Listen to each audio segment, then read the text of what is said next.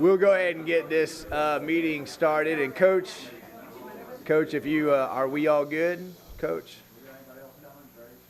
Yeah, she's on her way. Okay. So what I'm going to ask. All right. What I'm going to ask the commission then is, before we approve the agenda, if we can move our first presentation as a rolling. So right now they'll become number 2. If everybody gets here, we'll do them number 2. If they were still waiting, we'll have the volleyball presentation as number 3. That's my only change to the commission, to the agenda. So I have a motion from Commissioner Martin, a second from Commissioner Coleman. And before we get started, we'd like to absolutely welcome Commissioner McKinley to your first official meeting. Thank you, sir, for what you're doing for the town. We have one agenda change. We have everybody here, so we will go back to the previously published agenda, with that being item number 1. Does the public have any questions or comments on the agenda as it has been published? Hearing none, all those in favor signify by saying aye. Aye. Motion passes unanimously. We would like to invite Pastor Karen Burris from Newberry Methodist Church to give tonight's invocation. If you would, please all rise for the invocation, and at the end of the invocation, if you would please remain standing for the Pledge of Allegiance. Pastor Burris, thank you for being here. Thank you for having me. Would you join me in prayer? Gracious God, we ask that you send your Spirit to be with us this evening, in this meeting and in the hearts of those who are here. We are thankful for the blessings that you have given this city. We are thankful for our history as we look back to see the accomplishments and the lessons we've learned. May it guide us as we look to our future as a community. And with that, Lord, we ask that your Spirit especially be on the commissioners. May you guide their thoughts, their conversations, and the decisions they make. And may you be with each one who speaks this evening, giving them clarity and wisdom. We ask all of this, Lord, in your precious name. Amen. Amen. I pledge allegiance to the flag of the United States of America and to the republic for which it stands, one nation, under God, indivisible, with liberty and justice for all. Thank you, Pastor Burris, for that beautiful invocation. You know, the city of Newberry has been on a roll here lately with lots of things to celebrate, lots of accomplishments, and tonight we get the opportunity to celebrate one more. Our varsity volleyball team at Newberry High School this year has had an amazing season, ending with a district win of 9-0. The team achieved various awards as they represented themselves, their parents, and the school with poise and good sportsmanship. I'd like to take a minute just to read through some of the accomplishments that some of our volleyball players had this season. Grace Ulrich, where's Grace? Is she here tonight? There she is. I knew she was here.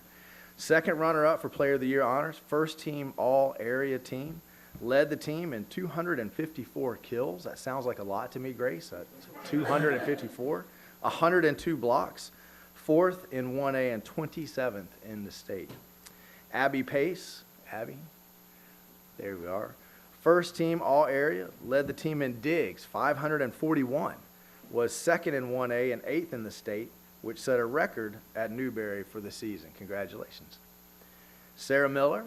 First team, I know I saw Sarah, she was talking as she came in. There she is, yes. Sarah Miller, first team all area, first ever Newberry Volleyball Player of the Week in the state of Florida, 43 assists in the regional championship game, and she was the Max Prep Player of the Year for the 2019 season. Riley Coleman, Scholar Athlete of the Week for TV 20, second team all area. She led the team in assists with 529. She was third in 1A and 83rd in the state. Congratulations. Kaylin Bennett, second team, all area, 3-year starter. She never lost a district game. Where's Kaylin? I saw her come in. There, she's hiding. Never lost a district game. Paige, second team all area with 228 kills. Had 13 kills in the state championship game. Well done. I like that kill. Nicole Everson, second team, all area, solid year with 169 kills and 60 blocks. Where's Nicole? There you go. Good job. Lily Hall, honorable mention in all area. She led the team in aces. I have no idea what that is, but I'll ask her tomorrow in class. 7th in 1A and 100th in state. And Katie Oxer rounds us off with another honorable mention in all area. Congratulations, ladies. You guys, what an accomplishment. It was awesome. We want to wish the 2 seniors good luck in all your future endeavors. We're going to miss you next year, but we know that you're going to go on and do great things after high school, whatever the path is that you may choose. Before we invite you guys up to get some pictures, I'd like to, we may have a commissioner or two that has a word that he may want to say. Forgive him if he chokes up. He's a big old crybaby, you know, so you may. Let it out, let it out. No, congratulations to every one of y'all. It's been a good ride for the last 4 years of me as being a father to a volleyball player there, and Hank and Taylor. Where's Taylor at? Man, thanks for you know, all you've done with our kids here, and our announcer, even though he is a Georgia Bulldog. But no, all I ask you, the guys, all you juniors, going to be seniors, man, win state this year, and stay together. Don't get recruited somewhere. That's all I got. Other commissioners? Well, we do, before we get the pictures, I want to just say how much I appreciate you guys. You have wonderful sportsmanship, and that's important to me. It's important as a representative of the city of Newberry. But your work ethic is really what makes you guys stand out. I think that's what where your success comes from. I've never seen a group of girls work so hard on and off the court, and so I just want to say thank you. And before we invite you up for pictures, do we have any administration here that might want to, or just here to support? I didn't mean to put you on the spot. All right, now you guys, I know you've never taken a group picture before, so this is probably going to take some, Coach, you want to come up and say a word? Come on down. Yeah, don't ask me, don't leave. I'm talking. I know y'all are. So, yeah, it's been what a great run. I just want you guys to understand what this accomplishment this team did. What do you want to say? I just want her to point that mic towards you, Okay. so the folks at home can hear what you say too. All right. This has just been an amazing season. These girls, we put them through the hardest schedule they've ever played, and it got them ready for the playoffs. And what a lot of people don't know is that the Sneeds team that beat us, in 7 years of going to the state championship, they've never lost one set. And we played them in Newberry. We took 2 sets away from them and had them beat and lost 18-16. We go to the state final. We had them in game 2. They're a good team, great team. And they fought them, and we took the first set ever from them. So I'm going to kind of go back on what he said. There is no other team in this county that's going to have a chance to go to state and win. But if this team will stick together, because we're in a different age now in volleyball and in sports where we can go other places, if they stay together and all those returners come back, there's no doubt in my mind that they can get it done this coming year. And we're losing 2 good seniors, and we're going to miss them. But I'll promise you, this is a great group of kids. They represent Newberry extremely well, and it's just been a great, great season. And I just wanted y'all to understand that Sneeds is coming. Their end's coming, and these girls can take it. All right?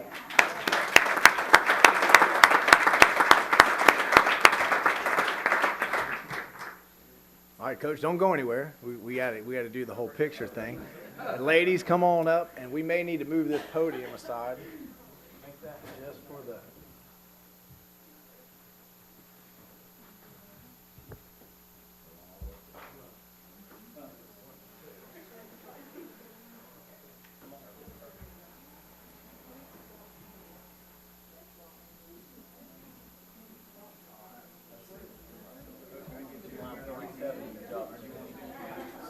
Oh, yeah, you got to know. I didn't even know that.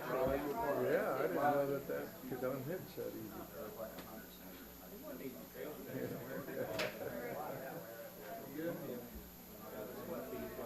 Yeah.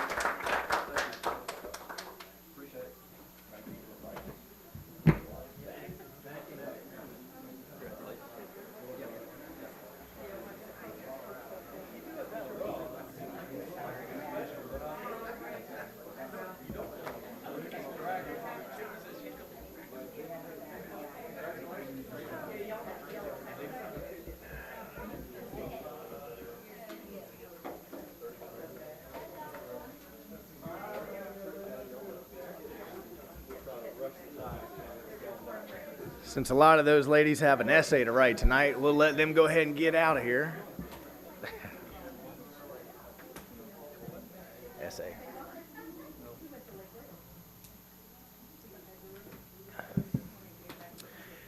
And I understand that we are having some YouTube issues that we are working on, but we'll have those resolved shortly. Okay. That will move us to item number 2 in presentations, and we have the introduction of a new employee. Brian, are you going to introduce us? Yes, Mr. Mayor. It is with great excitement that I get to announce finally our new building official. Mr. James goes by Jim McGinnis. It's in your packet, but just to go over some of his qualifications, he's the licensed building code administrator, plans examiner, standard building inspector under multiple disciplines, registered general contractor, and then it looks like probably just about every International Code Congress certification you can get, he's got. And so we're very fortunate to be able to attract a really highly qualified individual that's going to help us go to that next level we've been looking for, and very excited to introduce Mr. Jim McGinnis. Come on down, sir. Thank you very much. You come introduce yourself. Thank you, Commissioners, Mayor, Mike. I want to thank Mike and Brian for hiring me and selecting me as your building official. I'm very proud to be here. And I also want to congratulate the city on 125 years of life. As a native of St. Augustine, I appreciate deep history. And I really enjoy most working in small venues where you can make the biggest difference. And I perceive Newberry to make that right here. I've got a great group of professionals in Mike and Wendy and Brian to work with. I'm really proud to be here and to serve each one of you and to serve the people of Newberry. And I appreciate the past, but I'm here to help build a wonderful future for you. Pleasure to be here. Thank you for selecting me. Thank you. Welcome to Newberry, and right here on our birthday. Thank you. Perfect Mr. Mayor. timing. Thank you. Yes. All right. And now, Mike, you're going to give us a presentation on electric net metering. Thank you, Mr. Mayor. We are, and I guess I'll start by saying that we want to have a conversation with the commission about electric net metering. From staff's perspective, we found it to be a very complex issue, and in order to make sure we get this right, what staff proposes to do is have a presentation tonight. We've got a slide deck, go through that and kind of hit the high points, and then give the commission an opportunity to sleep on it. We have a current method of billing that is identified in our tariff. As all of our electric rates are put into a tariff. So our net metering has a tariff associated with it, and it allows for customers to get credited a certain way. There are opportunities for us to change that. There's 3 or 4 alternatives as to how the rest of the world may do it. And I just want to make sure that staff does a great job of communicating what those alternatives are so that the commission will understand the positives and the negatives of any decision they make. And it may be, we like the way we're doing it, keep it up, or it's time for us to shift gears and do something differently. Staff really doesn't have a dog in the hunt. We just want to administer the commission's will, but predicated on taking a very complex issue and having 6 experts in the matter of a 15-minute presentation tonight, well, maybe 15 if you're lucky, and then a robust discussion at one of our meetings in February. I plan to do this on the 10th, but we have a Tallahassee trip planned for the 10th, so it may be the 24th before we get back and present this. But one of the February meetings for sure. And Mike, was there something that just happened that brought this up? Absolutely. We have, and we'll go through this but in the presentation, but the city adopted its net metering tariff and program in 2009. And when that tariff was adopted, that spells out the commission's will of how we're going to credit customers for energy produced from their solar panels. And so in 2009 we did that, and we updated our billing software to reflect that. And from 2009 to 2018, the way we credited customers did not comport with our tariff. It comported with the way a lot of other utilities do it, but it didn't meet our tariff. And so one day, a gentleman by the name of Jamie Jones and Dallas and Tammy were looking into it. We had a question come up, and we realized that, they went all the way back to the tariff to say, how's it supposed to go? And they realized that our billing software was not set up to meter in accordance with our tariff. So we changed our billing to meet the tariff. On the customer's end, that resulted in them getting less credit than they had originally been getting. So all of the documentation that those customers received had said that they were going to get credit in accordance with our tariff. But reading a tariff is like picking up, something that you're just not used to seeing. It's not, you don't readily read it and say, oh, I get this. And so some of our customers felt like, well, they changed the game on me. And well, yeah, we did. We were billing incorrectly, and now we're billing correctly. And we, as staff, feel like we don't have the ability to just say, you're grandfathered in. The commission could if they want to. We'll just have to wait and see. Once you get information out there and we ask you guys get all the answers to your questions, you may say, we like the way we're billing and we regret that we got it wrong for 9 years. I would offer that even though we over-credited people for 9 years, there was never any ask on staff's part to get a reimbursement for those credits. We realized it was a staff mistake. It's not huge dollars amounts to the city, but we feel like that we have a tariff. It was adopted by ordinance by this body, and we have to comply with it. So if you want it changed, we'll change it, and you'll give us direction, but we wanted you to clearly understand the issue. So that's kind of the introduction, and I'll move through this. I'll try to go briefly. This works for, I'm going too slow, and you want me to pick up the pace, just give me the hand signal.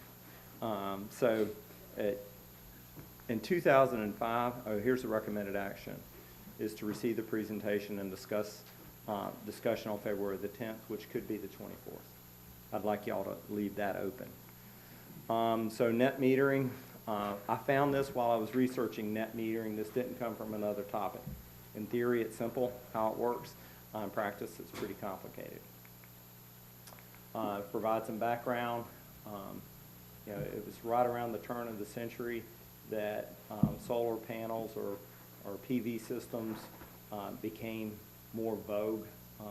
And so in 2005, the Florida legislature adopted some regulations that said if you're an electric service provider, you will provide net metering program. For the IOUs, they prescribed what that would look like. For munis and co-ops, they just said you have to do it. They didn't prescribe how it would look like. But everybody that does it has to adopt a tariff that describes exactly how it's going to be in their city or in their service territory. And it's called net metering, and that is kind of that gets into terminology. Net metering terminology is a lot like soda and Coke. Coke has become the industry name for soda, particularly in the South. Net metering is a very specific way of billing that we don't necessarily utilize, but it's also used as the umbrella to describe the whole thing. So that leads to confusion.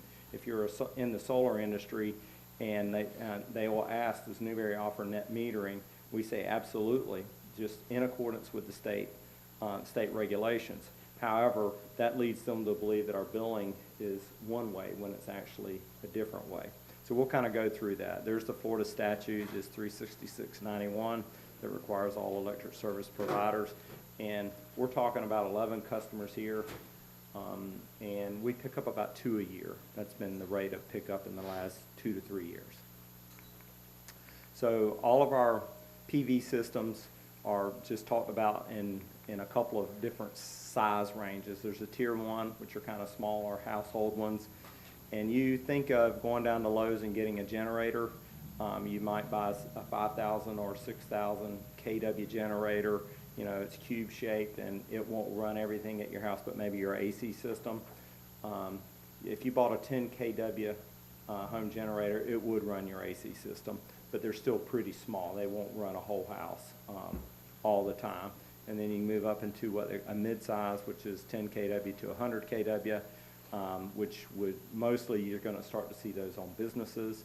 And then the third size is up to 2 kW, which 2,000 kW, which is 2 megawatts, pretty large. Our entire electric peak load is 9 megawatts. So a 2,000 megawatt system would be a quarter of the city of Newberry's peak load. That would be a pretty sizable system for us. So our requirements to interconnect, it's like everything, it's complicated. We have a nice handout. We give lots of information, but the first thing that we require is an interconnect agreement, and that's the agreement that regulates how you interface with our system so we don't hurt any of our city employees. If we have an outage, our linemen assume it's safe to grab an electric line. If you got a PV system that's collecting sunlight and converting it to energy, they can feed it straight back out on the system and hurt a lineman, injure a lineman, kill a lineman. So one of the things this interconnect agreement says is, hey, you have to have sensors that sense line power. And when line power goes away, the city's grid power goes away, you got to shut down the PV system so that it can't feed back on the system. It can still feed into your house, but the interconnect going back on our system is opened, so you can't hurt a lineman. So those are some of the things, and we check that whenever we go to look at a system. So that's an agreement that physically talks about how you connect our system. We have an application to do that with some associated fees, and we require insurance coverage. And all of that, the fees and the tariffs and the insurance and the tier 1, 2, and 3, that is industry standard across the state of Florida. Every utility probably looks exactly like us in that regard. So the second thing that you have to do, that interconnect is with the utility side of us. The building permit is on the other side of the house. The building official has to make sure it comes in and complies with all of the Florida building codes. So you have to get a building permit to do it, and the building official checks. Some of the stuff they're checking is the interconnection to our grid, but it's also other things that are just related to the house to make sure the homeowner is protected, make sure it meets code, make sure that no one has a short and it starts a fire, burns the house down. Then the third thing you have to do is sign a tri-party net metering power purchase agreement, and that's a mouthful. And the reason it's a tri-party agreement, so this is an agreement between the property owner that owns a solar system, the city, which owns an electric utility system, and FMPA. And the reason that we have to do it this way is we signed many years ago a purchase power agreement with FMPA that says we will buy 100% of our energy from them, FMPA. And they have a bunch of these agreements out there. So when solar came about, the way to fix that was they created these tri-party agreements, and that agreement says that they will buy the energy from the customer. We meter it, but they buy it. So at the end of every month, we report to them how many kilowatt hours came on our grid, and they purchase it. And that price that they purchase it for is pretty cheap. It's what we call avoided cost. And then they credit it on our bill to us, but it allows us to legally get around, we're not allowed to buy energy but from anyone from them. So we have this tri-party agreement. It's the third thing that a customer has to do, an interconnect agreement, a building permit, and this tri-party purchase power agreement. And that tri-party agreement says that the billing will be handled in accordance with the city's adopted tariff. And when you adopt tariffs as a city, they're never guaranteed forever. You know they change from time to time during budget season. So we never guarantee anybody a rate because our costs change, and this board can change its mind about how it wants to do things. We'll conduct public hearings, and we may change our tariffs from time to time. So here's kind of what our tariff looks like. It's approved by you, not by the Public Service Commission. If you're an IOU, it would be approved by the Public Service Commission, but we still have to file it with them, and they review it and make sure that it meets the standard form. And a content is all those things there. They all look the same. They have, availability, applicability, monthly rate, metering, and there's several pages of what these things look like. But they're basically the rules of engagement for how we will handle the billing for all of our rates, and in this case, for the way we do net metering. So billing, is the source of this discussion. It's the generation of all this. So there's lack of uniformity throughout the industry on what the term net metering means. And so I put this little quote up there about the primary difference between net billing and net metering is that there are different rates used to value the excess energy fed onto the grid. So what we do under the net metering umbrella is actually net billing. So that's, if you're in the solar industry, it means something to you. So that's a quote I picked up, and it's led to confusion, which is probably why our folks got it wrong when they initially put it into the billing system. And in 2009, I can't tell you that the commission were experts on this, and they adopted a tariff exactly the way they wanted it, or it was kind of nebulous to them, and they adopted whatever staff recommended or FMPA recommended at the time.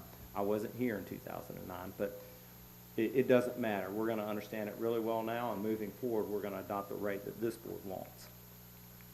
So this is the Florida statute that speaks to net metering, and this is the broad brush of net metering means metering and billing methodology whereby a customer-owned renewable generation system is allowed to offset the customer's energy consumption on site. So that's the SOTA, very broad, but the industry has taken net metering to mean something different, very specific. So central issue is how customers are credited for the energy that they push back out onto the grid, and the terminology matters. I've kind of been through the difference between net metering versus net billing versus dual metering. And net billing and dual metering are essentially the same thing, and they're a little bit different than net metering. So here are some diagrams that kind of show the difference. And I guess, let me see, we've got some stuff. We use the term net metering, but what we actually describe is dual metering or net metering. And that's the way the commission set it up, and we now bill in accordance with this. But from 2009 to 2018, our billing looked like net metering. And essentially, when you produce all the kilowatt hours that you produce in a solar panel, the first thing it does is it goes to meet your home demand. So if you're producing 2 kilowatt hours right now and your home demand is 2, then you get it off your solar system and you're not pulling anything in from the grid. But if you're producing 2 and you're using 1, it pushes 1 back out on the grid, okay? And in net metering, if that 1 comes back to you later, it's a 1-to-1. You don't have to pay anything additional for it. In net billing, when it goes out, we pay you at essentially 20 cents on the dollar. We pay you at avoided cost, so you get, it's 2 cents is what we pay you for. It's refigured every quarter, but it essentially rolls up to 2 cents. And when it comes back in, we charge you retail rate, which is 11.5 cents. And that seems unfair, but the reason that we give you 2 cents now is because if you didn't push that kilowatt of energy out on the grid, we'd buy it from FMPA and we'd pay 2 cents for it. So there's no sense in us paying 11 cents for what we could otherwise get for 2 cents. So it's a way of looking at it, but that's essentially the difference, is whether you want to use our grid as a battery, you can push it out, save it on our grid, and when it comes back in, you don't pay any more for it. Or you push it out, you get a 2 cent credit. When it comes back, you pay 11.5 cents, which is our retail rate. So that's kind of what's at dispute here. And let me stop you there, Mike. 'Cause Sure. I think one of the harder things to understand is that if you're like most people, you work for a living, and so you're gone during the time that those solar panels are producing energy. So those solar panels are producing energy, pushing it back onto our grid, and you're getting refunded in our system the 2 or the 3 cents a kilowatt hour, depending on the fluctuation. If you stayed home, it would almost be a 1-for-1 because you'd be using all the power that you're generating. So right now, the city of Newberry does not allow solar residents to use our grid as a battery. So the only time that solar panel is actually saving them money is in the morning, if their solar panels are collecting and they're using, and then for maybe an hour or so at night. The rest of the time, they have put a very expensive system that's basically acting like any other power producing plant, and they're selling it to FMPA at 2 or 3 cents, which is, is not in most solar installers' calculations when they run the numbers and tell you if you're gonna be able to afford this system. So when this issue came up, I've spoken to 3 local installers who all believed that Newberry allowed customers to use our system like a bank. So either we were allowing them to use it like a bank, or we were paying retail rate, which I think is what the city of Gainesville does. So the city of Gainesville buys power from their solar customers at the retail rate, which is 10, 11, 12 cents. Well, at that number, the solar system makes sense. At 2 cents or 3 cents, the solar system doesn't make sense. So I don't know if I've helped to clarify what's going on or not, but in Newberry, during the day, you're producing power to sell to FMPA at 2 to 3 cents a kilowatt hour. And Mr. Mayor, I don't necessarily wholly agree with that. Most people don't set their ACs as low. Sure. So, but, I mean, most people don't jack their AC up to 90 while they're gone during the day.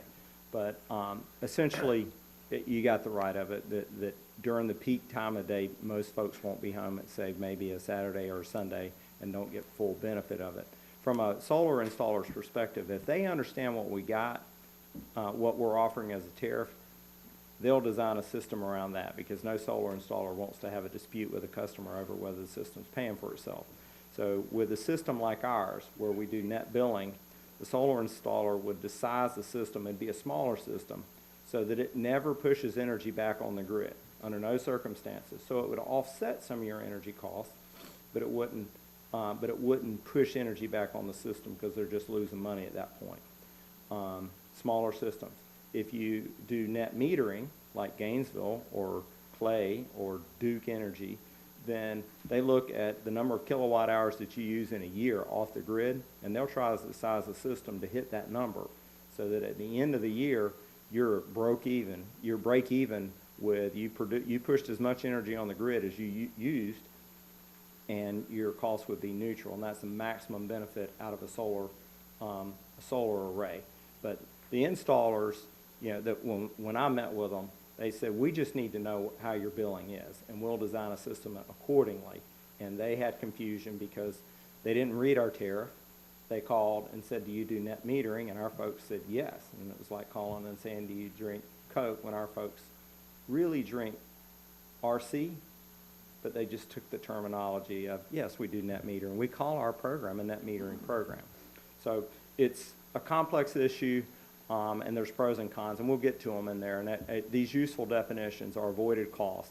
That's the cost to purchase 1 more kilowatt hour of energy. So with FMPA, they tell us at any point during the month, you've all heard former Mayor Conrad talk about our energy bill is really the demand charge. The kilowatt hours are pretty cheap. The other 744 hours of the month is that 1 hour where we peak and have a demand. That's what you're really paying for. So these avoided costs are each kilowatt hour during the other 740 hours of the month, and they're 2 to 3 cents. A total, and then we have all our wholesale costs, which we talk about quite a bit in here with our FMPA rates. Our wholesale cost average 7 to 8 cents. When we get them closer to 7, we're in here celebrating, and we have a low PCA that you guys are voting on. And when they're above 8, you hear me grumbling about, you know, FMPA, they can't get their ducks in a row, those types of things. It's all based upon fuel. So avoided costs, 2 cents, wholesale costs, 7 cents. Our retail rates are normally 11 and a half cents, depending on the PCA, but we are typically around 11 and a half cents. And so it can be any of those. If you pick something higher than avoided cost, your non-solar customers are picking up the margin. That they're who's paying the difference. It's not FMPA, it's our non-solar customers. Now the differential, it may be pennies a month, maybe in the next, I can probably do the math on that, but someone has to pay, because we are only getting credited at avoided costs. So if we allow our solar customers to push back at wholesale or retail rates, then that differential is going to be borne by our other customers. And again, that may be a nickel a month, it may be a dime a month, or it may be $1 a month. I'll have the math on that next time around. Just note that that Ocala, who's faced with the same thing, they're an FMPA customer like us. most FMPA customers do what we do, which is avoided cost. Ocala decided they wanted to incentivize solar. They wanted to be more embracing of green. They wanted to be more forward-thinking, proactive, and so they adopted a hybrid cost, which is close to their wholesale rate, and they had a thinking behind that. So there is some precedence for an FMPA city to consider something different. And you'll remember some years ago, GRU was offering what they called a feed-in tariff. They were giving you 3 times retail rate for credit. So if the retail rate is 12 cents, GRU was at one time giving you 32 cents credit. Pretty good deal. Now they've abandoned that system for all the reasons that we know. They have excess power now, and they don't need to incentivize solar in their community.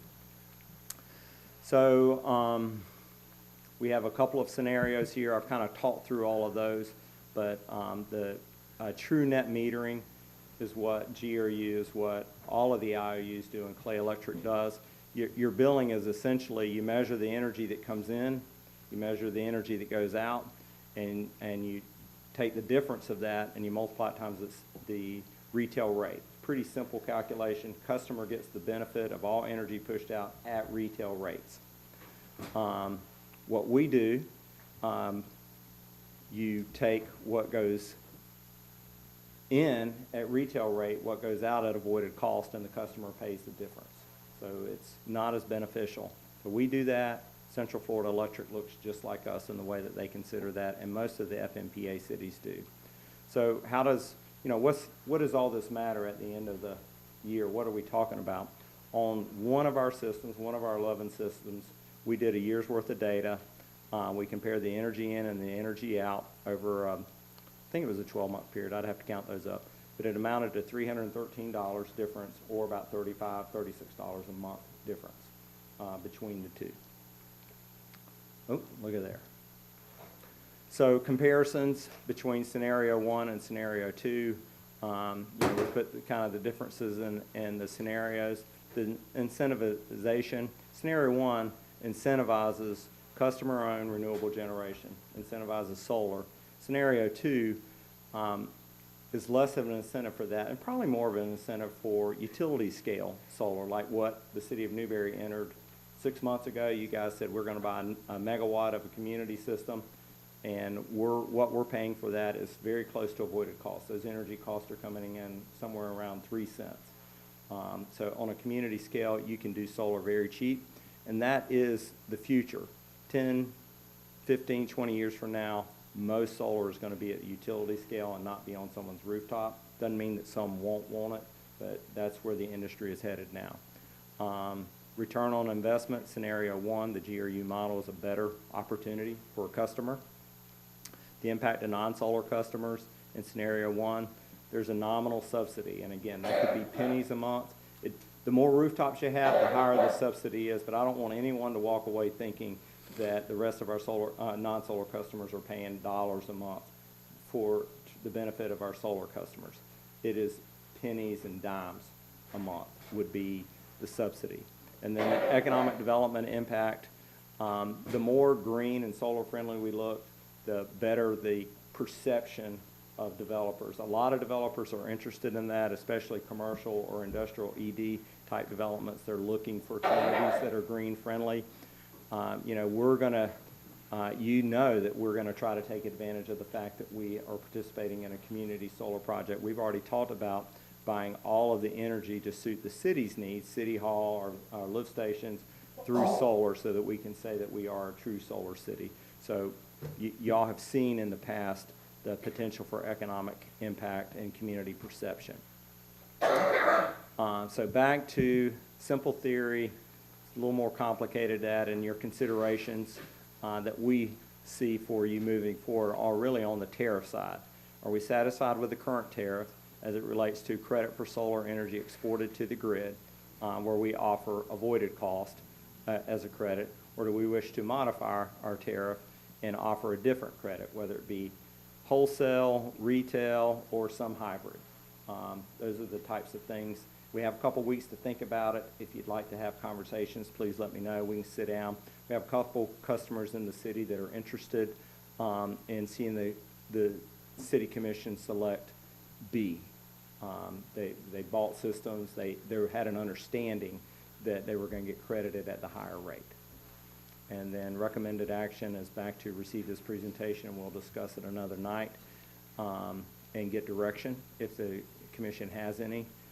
And I'm available for questions, and there may be someone from the public that wishes to speak on this issue. Okay, so we just hit you with a lot of information. Staff's not looking for any action tonight. Let's start with questions, and then we'll go to public comment. Commissioner McKinley. Once the tariff is decided upon, who regulates and monitors the tariff, if anyone? Is that the municipality, the state, or?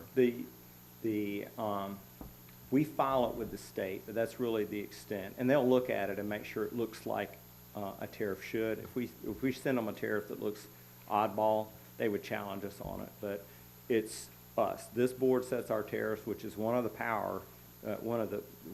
best benefits of being a community-owned electric utility. If any of our customers don't like their rates, they can appeal to this board every other Monday night. If you're a customer of a cooperative, or you're a customer of an IOU like a Duke Energy, you can't do that. That board's not right there in front of you that would direct staff, we're gonna change our tariff because that's what we think best suits our people. So we will regulate our tariff or ensure that we follow our tariff. Sometimes it just takes us a few years to get it right. Commissioner Farnsworth, are you reaching? Just out of curiosity, if somebody produces the amount of energy more than they actually use for whatever period of time, do they get a income from that, or does it only go to a point of the amount of energy that they use? That's a great question, and it really depends on how your tariff's set up. In our case, with what we call net billing, we do the math every month, and if you generate more than if you push more out onto the grid than you use, we calculate the value of that, and we give you a credit on your bill that month. So there is no carry forward. If there was a cash carry forward, and remember, our avoided cost is about 1/5 of our retail cost. So it means in order to get a cash carry forward, you'd have to produce 5 times more energy. You'd have to push 5 times more energy out on the grid than you're using off the grid.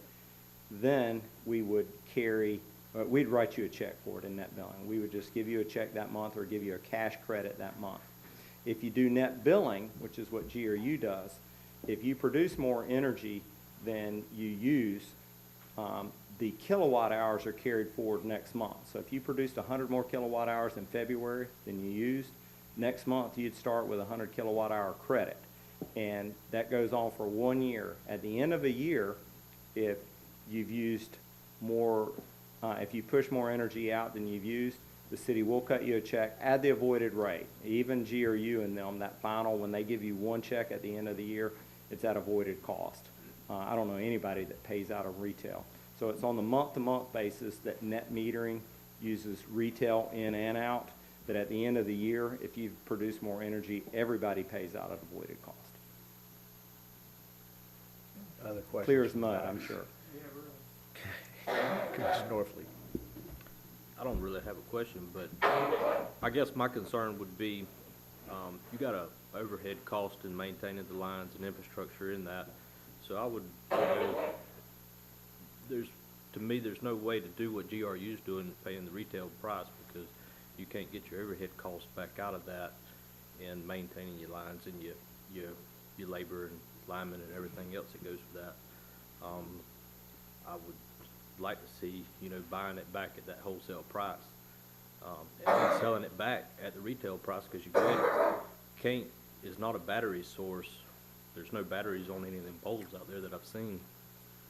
And so to be able to store it for a period of time and put it back, I don't see how that's feasible, and at how many customers or residents, whether commercial or residential, that are using the solar, having the solar on their homes, how many would it take to bankrupt a system the size of Newberry if they're feeding in that much? And then you know, we're storing the power and then selling it back to them at the discounted rate.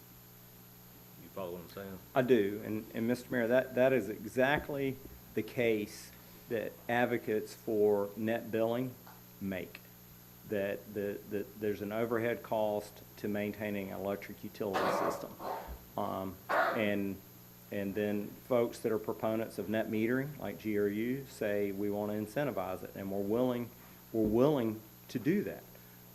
And I tell you that, you know, me involved in the industry like I am, I can see it both ways, and I'm going to pitch it both ways to the commission. But in the end, this is a legislative decision, whatever the commission thinks is best. I think to your last question about how many solar customers would it take, our saturation would have to get up above 25%, and I don't know of any community that's got that. And with the advent of community solar, I don't see it getting to that. Now, there's some industry experts that'll be here at our next meeting. They can give you insights. My dealing with them is they don't advocate wholly one way or the other. They're trying to provide a service, and they're very sharp, and they have more industry insights than I do. But you make exactly the case for why someone may select net billing over net metering. And again, that comes down to hopefully staff explaining it well enough so that the commission feels like they understand exactly what they're deciding for, and then picking whether we want to do avoided cost, retail cost, or some hybrid, which is look like an Ocala. Any other questions from the dais? Okay, citizen comment, questions? Come on down.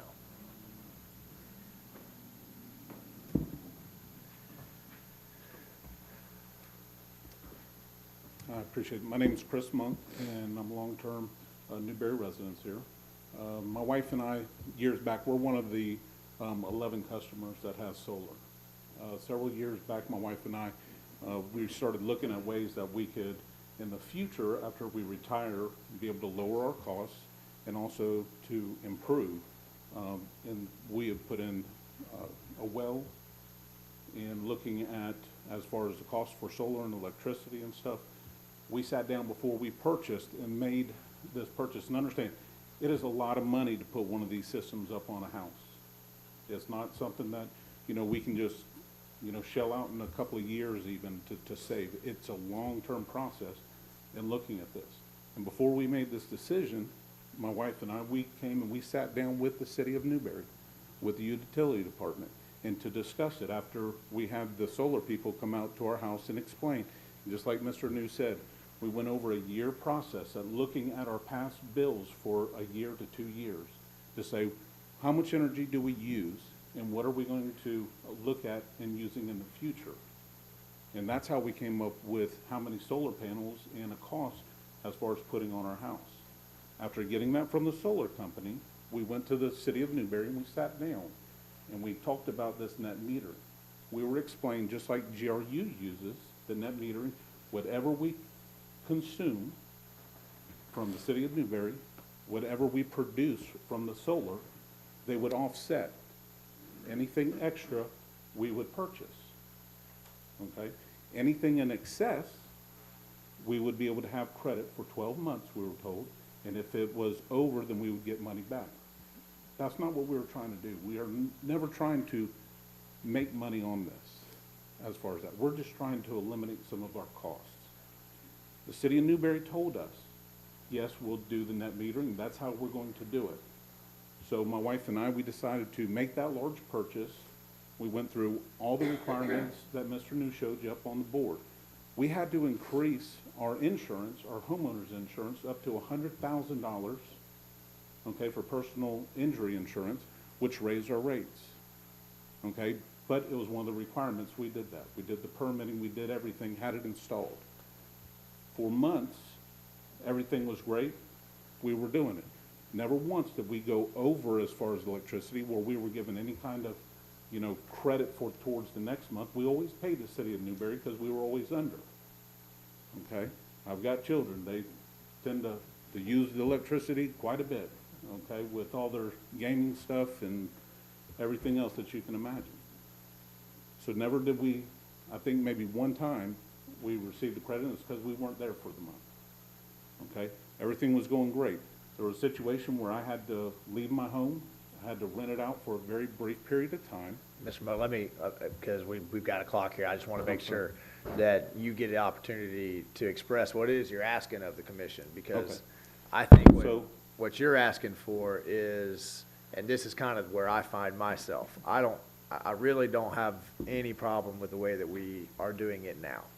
I think everything the manager just said is applicable, but we do have this issue of about a 9-month, 10-month, 11-month period of time where we were billing incorrectly in the customer's favor, and where we had some amount of confusion on the tariff that was set up and how it was going to play out, and where we may have given incorrect advice to the resident. So I think, and correct me if I'm wrong, but I think what the resident is asking is, as we all go away from this issue, to think about the system and how we want to go about doing it, try to be creative and talk to the manager and talk to residents. Is there anything that we can do for these 11 customers? And I don't particularly know that there is. I think it's just an unfortunate situation.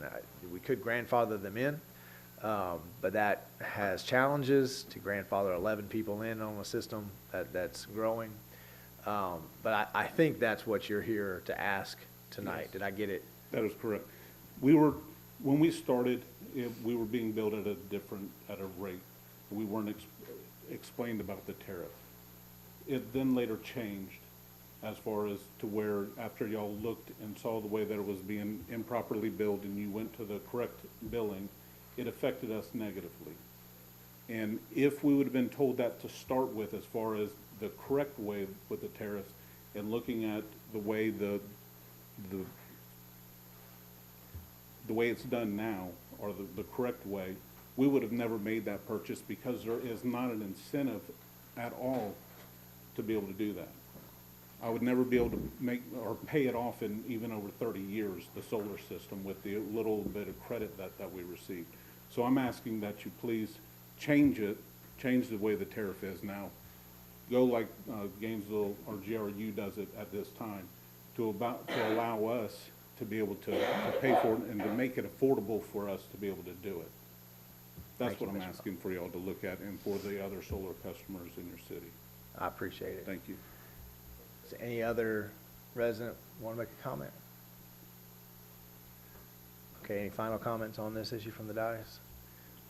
Commissioner Norfleet? I just got a question.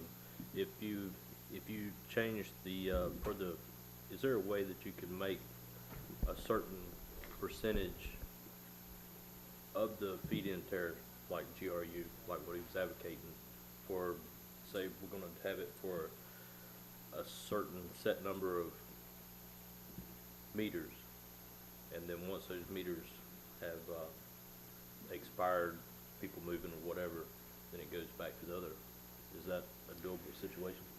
I don't know the answer to that. We'll find out. I know that JEA tried to grandfather some customers in, and they were sued. I don't know that what happened with the suit. I think there was a settlement, but I don't know the outcome. We'll research that before we present it again. I think one of the things to keep in mind as we talk about all these definitions, that our retail rate changes. As you know, we show you slides that say our retail rate has dropped 14% over the last 10 years through good action. So today we're talking about 11.5 cents. In 2009, we were talking about 12.5 cents. So same thing with avoided cost. If fuel costs go up on natural gas, right now natural gas at historic lows. Natural gas bumps up to $6 or $7 per MMBTU, then the avoided rate will go up into the 4 to 5 cent range. So when we set our tariffs, they're not a fixed dollar amount. They're relative based on what the rates are, and it's possible. I'm not predicting it, but it's possible that our our retail rate could drop down to 10 cents, which would be a boon for all of our customers. But if you've made a capital investment on a solar system and you're now being credited at 10 cents instead of the 12 cents that you thought, then that changes the financing. So not that I'm advocating for anything. I'm just trying to get enough information out for the commission to understand the complexity, and that it's somewhat of a moving target because the cost of energy changes every month. You're going to vote on the PCA when you do the consent agenda. You're going to vote on this month's PCA, and we're at historic lows for Newberry. We've not seen this low in more than a decade.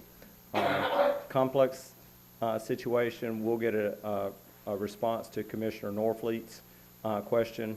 We'll find out what happened in the JEA lawsuit, and we'll make that part of our presentation in February. Okay. Any further comment? All right. Hearing none, we'll move on to the consent agenda. I have a motion to approve the consent agenda as it was published. I have a motion from Commissioner Coleman, a second from Commissioner Martin. All those in favor signify by saying aye. Aye. Motion passed unanimously, and we are now at a time in our evening where we have a moment for public announcements. So anybody from the public, we have a time later on in the evening, we have a little bit longer of a time.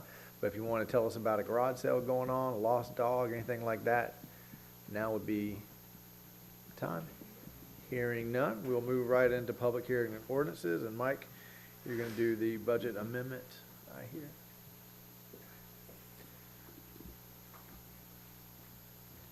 Thank you, Mr. Mayor. Yes, this is a budget amendment. As you know, we do them at the first public hearing. When we have them, we have an opportunity to do one quarterly. This is not our regular quarterly one. This is based on the direction the commission gave us at the last city commission meeting as it relates to what to do with, at the time it was $50,000 in surplus revenues. There was direction given to staff to fund $26,000 to recoat fire hydrants and to allocate funds for the purchase of an inmate van. The resolution that is attached and the budget amendment behind that incorporate that funding and that direction that was given to us at our last meeting. And Dallas is not here, so if you have complex questions, we'll punt. Gear them up, gear them up. Okay, do I have a motion to approve fiscal year 2019-2020 budget resolution? Mr. Attorney, you want to read that resolution this morning Mayor, I will first? do that. There's Resolution 2020-06, a resolution of the City Commission of the City of Newberry, Florida, adopting final amendments to the fiscal year 2019 through 2020 budget and providing for severability, conflicts, and an effective date. The appropriate motion is to pass resolution number 2020-06 as it's read by title only. Okay, do I have that motion to put on the floor for discussion? So moved. I have a motion from Commissioner Farnsworth, a second from Commissioner Norfleet. Questions for the manager as he hurriedly leaves the podium? No questions from the dais? Any questions from the public on the budget resolution? Okay, hearing none, all those in favor signify by saying aye. Aye. Motion passed unanimously, and we're on to agenda items. First item, Community Development Block Grant Housing. Very excited to hear an update about this. Welcome, sir. Come on down. I should give Mike the opportunity to make the introductions here. Thank you, Mr. Mayor. I'll pretend to be Dallas again for one more agenda item. I'd like to introduce Dennis Dingman. We know him as Denny.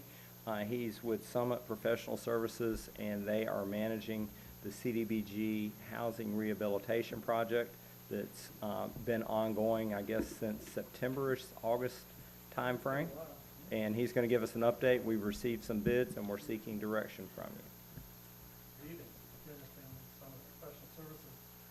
Tonight, we're coming to the point where we're actually starting to pick up nails and pick up hammers, so that's the good part of this program.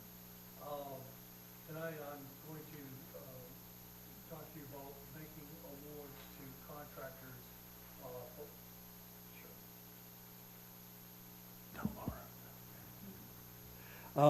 Making awards to contractors for homes that we bid out after we did the inspections.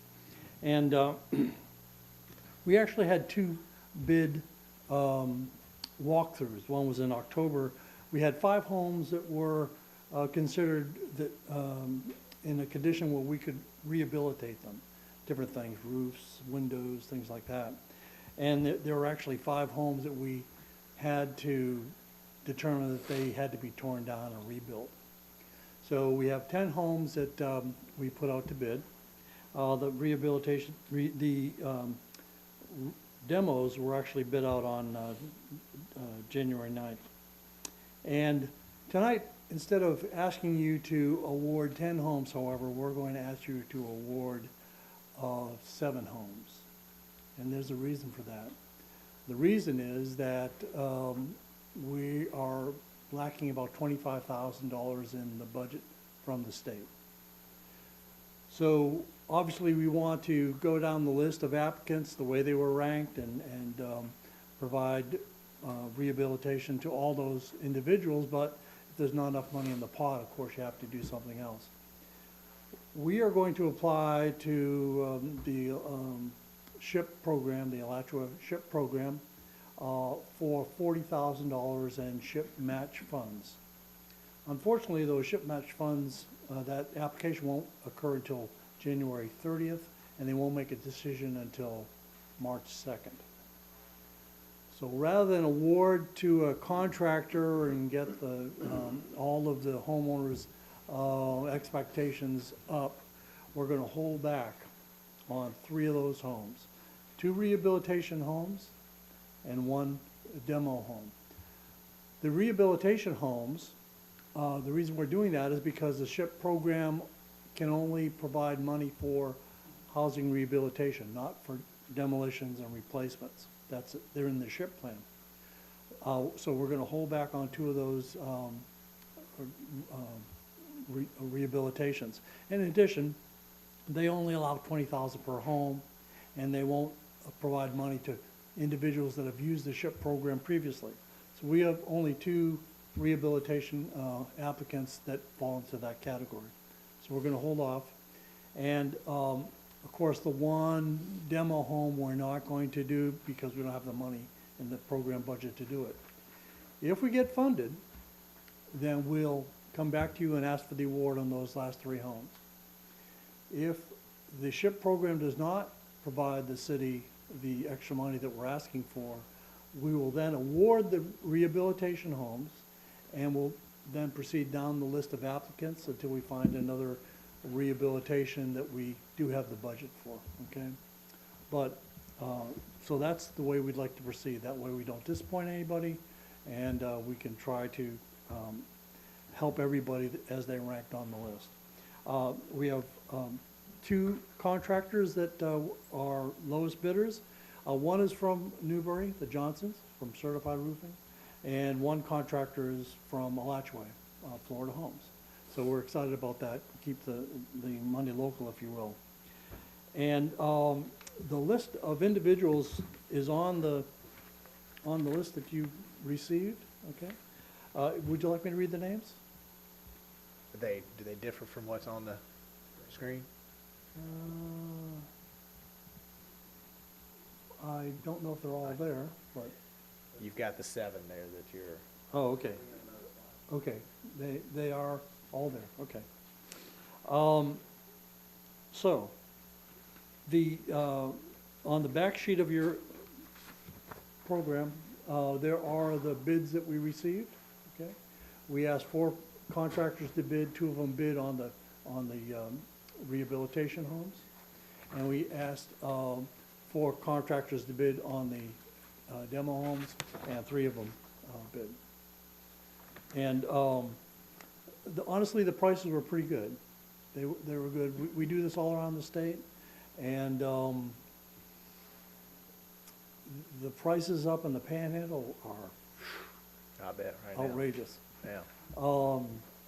They seem to be pretty good around here, so we're excited about that. Plus, I think the contractors are excited about working locally because their mobility costs are less, and so they wanted to do that. I can tell you that folks that live in Newberry are excited about doing something in their hometown, show off what they can do. So, at this point, if you have any questions, I'll be happy to answer any questions. Mr. Dice, have any questions? Commissioner McKinley. Forgive me, as this is my first meeting, and I'm trying to be educated on this. With these contracts, is there a GMP? Because I know construction, unfortunately, I'm in the middle of one right now, and if costs go over, construction costs go over, is there a GMP in the contract? Well, I don't know what GMP stands for, but Sorry. guaranteed Okay. This is the guaranteed maximum price. This is their bid price. In the contract, they have a $100 a day liability if they go over the time allotted to them when we do the notice to proceed. Now, there may be change orders on the rehabilitation homes, because there are things that we find after we get into tearing off a wall. We will conduct WDO inspection when the contractor begins. And if we do find something, they find something, of course, we have to fix it. But, so, it's a guaranteed price. They won't go over the price. By the way, all these contractors that we've worked with, I mentioned we've been doing this since '96. We've been doing this around the state with these folks, so they don't go over on their price. If there's a change order, however, then we do allow them to do a change order. So it is a guaranteed price. It's a low bid price. All of this is audited by the state, so we can't just up the price, if you will. Okay. Does that answer your question? Okay. Is that your only question, Commissioner? Commissioner Farnsworth, and were you reaching for the mic? Any other questions from the dais? How does the communication work with the residents that have been selected? I know I've had a lot of questions about, especially if the renovation is extreme, where am I supposed to go? How long is it going to take? Those kinds of things. Do they have a point person that they talk to? Are there funds that can help them relocate for the time period that they're gone? Those types of things. Well, first of all, we have an 800 number, so they can always call it. We get calls 7 days a week. It's not a problem. We answer those questions. When we sit down with, and we explained this, by the way, in the workshop that we had when we initially began the program here at the city. But we communicate with them all the time. When I go out to do inspections, one thing I try to do is just sit down and tell them what I'm going to do, and then explain what I did. We go over it all and ask them if there are any other things that they might know that I don't know about, since I live in the home. Many times we will pray together. I mean, it's a conversation that we have with the homeowners to make them feel comfortable. And this comes up a lot, and we do explain that the city, it's the city's funds, but the program funds, there is money for storage, and there's money for living expenses outside the home, not necessarily to the extent that, we'll keep them in a home the manner to which they're accustomed, so it's a limited amount of money because it's just You want the bulk to go into the house. Right, absolutely. And when we do the notice to proceed, we give the contractor a certain amount of time to do the home, which, depending upon the city that we're working in the building departments and things like that, it may take longer to get permits and things like that. But we give them a deadline. And so they're pretty aware of that. And, of course, at the contract signing, we go over this all again, okay? So that they know that there is going to be money coming to help them move out of their house and move back into their house. A certain amount of money that the city will pay, but they have to pay it first and it's reimbursed. A certain amount of money for storage, which they have to pay, but it gets reimbursed to them. So all of that's gone over with them. Now, as far as communications with the homeowners, all the 10 homeowners that we are helping that are on the list that we have the budget for, we've communicated with, and they know that they are going to be helped. They don't know yet what date we're going to go to contract because we explained we have to come before the commission. We'll stop preparing that, and then we'll call them up and let them know that. The other individuals, we will let them know at some point after we're into the construction that there's not enough money to help them out. Some of the individuals, by the way, still owe taxes, so we can't help them out. Some of the individuals still owe us information, so we can't help them out. But we don't want to call them up and say we can't help at this point in time because of the situation we have with So you've communicated with the 7. Those Absolutely. are decided after tonight. Absolutely. And then you've communicated with the 3 that they're still in the running. We haven't until, we will do that as soon as there's a vote tonight. Okay. And Commissioner Coleman? So, help me here, like my trusses, I'm building a house right now. Mhm. And during the process, my trusses went up 6%. And my tile costs went up, I think, it was like 10%. Mhm. Is it on the contractor then? He's just losing profit or going out, okay. So it's all on the contractor, that's why there's no guarantee. Okay, I got it. Absolutely. And by the way, there are, back in '05, '06, when the economy was bad, there were contractors coming out of the woodwork looking for work. It's very seldom, it's very hard to get good contractors now, and the prices have gone up because of the cost and because there's a lot of work, the demand is out there. The contractors, honestly, that we work with are family people. They're good Christian people. They take the salvage value of the homes that they tear down and they donate to Habitat for Humanity or wherever it may be. So these are very rare breed of contractors that we work with. The program is getting harder though because of that reason. Costs go up, and the longer we delay it, Right. the more the costs go up and the more they have to absorb. I'm sure they're allowing for that in their cost. bid? In their bid. But what we want to do is we want to make sure that the bid is fair, it's competitive, and so that when this agency comes and looks at the books and audits this, we can show them these are the bids, this is what they did, and go forward. Any other questions from the dais? Does the public have any questions about this housing rehabilitation program, CDBG grant? Come on down, Miss Linda. I'm warm enough tonight. Mr. Mayor, thank you. I'm Linda Woodcock. I have just one quick question. How many, I was on the committee, I thought, at the beginning when we started this whole process, and somehow I got removed. I don't know what happened, or they forgot to tell me. But anyway, I'm willing to continue. How many people total applied for this program? Out of these people and the 3 that you said are not listed up here, how many others did we have in our community? Thank you. Thank you. There were 22. Can you say it into the microphone there? 22. There were 22. All right. Does the public have any other questions? Hearing none, thank you, sir, for the update. We appreciate it. And our recommended action? Is to be read verbatim. CDBG Okay. rules. Mr. And Attorney? it's on the screen. I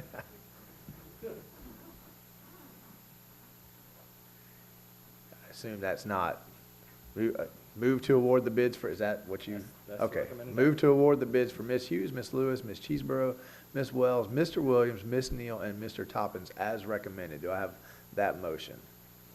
I have a motion from Commissioner Norfleet. I have a second from Commissioner McKinley. Any questions on the motion on the floor from the dais? Any questions from the motion on the floor from the public? Hearing none, all those, roll call, Commissioner Coleman? Aye. Commissioner McKinley? Aye. Commissioner Farnsworth? Nay. Commissioner Martin? Nay. Commissioner Norfleet? Aye. Motion passes 3-2 with Commissioner Farnsworth and Commissioner Martin in dissent. That will move us to item number 9, and we actually have a healthy department head here. So finally Mike gets a break. Thank you. Y'all get a break.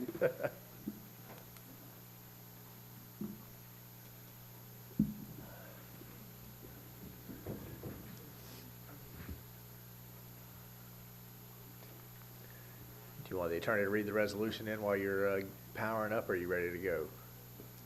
We can do it either way, Mr. Mayor. Go ahead and give your presentation. Okay. We'll let Scott finish his text. All right. What we have under consideration is the construction plans for the Newberry Countryway at Oh, I'm Newberry. sorry. I should have asked, does anybody need to recuse themselves from this one? Thank you, Mr. Scott, does he need to say anything or just recuse himself? Just recuse himself. All right. You get a chance to have a bathroom break. All right. There you go ahead. Thank you, Mr. Mayor. Consideration for the construction plans for the infrastructure improvements to Phase 4 of Countryway at Newberry Town Square. This single-family residential section of the development. Staff's recommended action is to adopt Resolution 2020-04, approving the construction plans for Phase 4. It's 51 single-family home sites in this phase. The streets, water, and wastewater electric utilities will be dedicated to the city. Stormwater system will be owned and maintained by the developer and ultimately the homeowners association. They've already received their outside permitting from the Florida Department of Environmental Protection and the Swanee River Water Management District for stormwater. And they're not seeking approval for the final plat at this point, but they'll come back at a later time with either a surety that will cover the cost for the infrastructure development or with a completed infrastructure that would be inspected and approved by the city. Just to give you an idea of the section we're talking about, looks kind of funny there because it also includes a large section of stormwater on the east side of the, well, northeast and south side of the property, but the 51 units are on the left side of the red area there for Phase 4. And so it's a little bit of a close-up. It's connecting basically to the streets in Phase 3 in continuation. And so with that, staff's recommendation again is to approve Resolution 2020-04. All right, Mr. Attorney, will you read the resolution into the record for us? Yes, sir, Mr. Mayor. This is resolution number 2020-04, a resolution of the City Commission of the City of Newberry, Florida, approving with appropriate conditions and safeguards construction plans for the Newberry Town Center, the square at Countryway, Phase 4, as authorized under Section 5.17 of the City of Newberry Land Development Regulations for the construction of infrastructure and site improvements in a planned development PD zoning district and certain lands within the corporate limits of the City of Newberry, Florida, repealing all resolutions in conflict and providing an effective date. The appropriate motion is to pass Resolution 2020-04 as read by title only. Do I have that motion? So moved. I have a motion from Commissioner Coleman, Second. a second from Commissioner Farnsworth. Any questions for Brian on Resolution 2020-04? None from the dais. Do I have any questions from the audience? It's a pre-planned phase. This body's been in the works the whole time with it. Okay, hearing no questions, all those in favor signify by saying aye. Aye. Motion passes unanimously. All right, and that takes us to item 11. Commissioner Norfleet, if you can hear the sound of my voice, you're welcome to rejoin us, which is a request to close Southwest 251st Drive at 15th Avenue, Oakview. Let's hear your presentation first, Brian, and I guess I should make clear, we went through road closures a while back, but that was for closing a public road. This is a request to close a private road. So our procedure still comes into effect, or it's a public procedure now? We'll It's a cover state. that in the presentation. Cover that in the sure. presentation, Yes, okay. sir. All right, Okay. go right ahead. Okay, so staff has, recommended action, sorry, we're starting with that again. Receive the presentation tonight, and then after you've had the presentation and absorbed some of that information, direct staff on future actions, or if so directed, direct staff to actually set a date for a public hearing where we would actually have the full discussion of the merits of closing Southwest 251st. It's actually Way. We've got it on this one.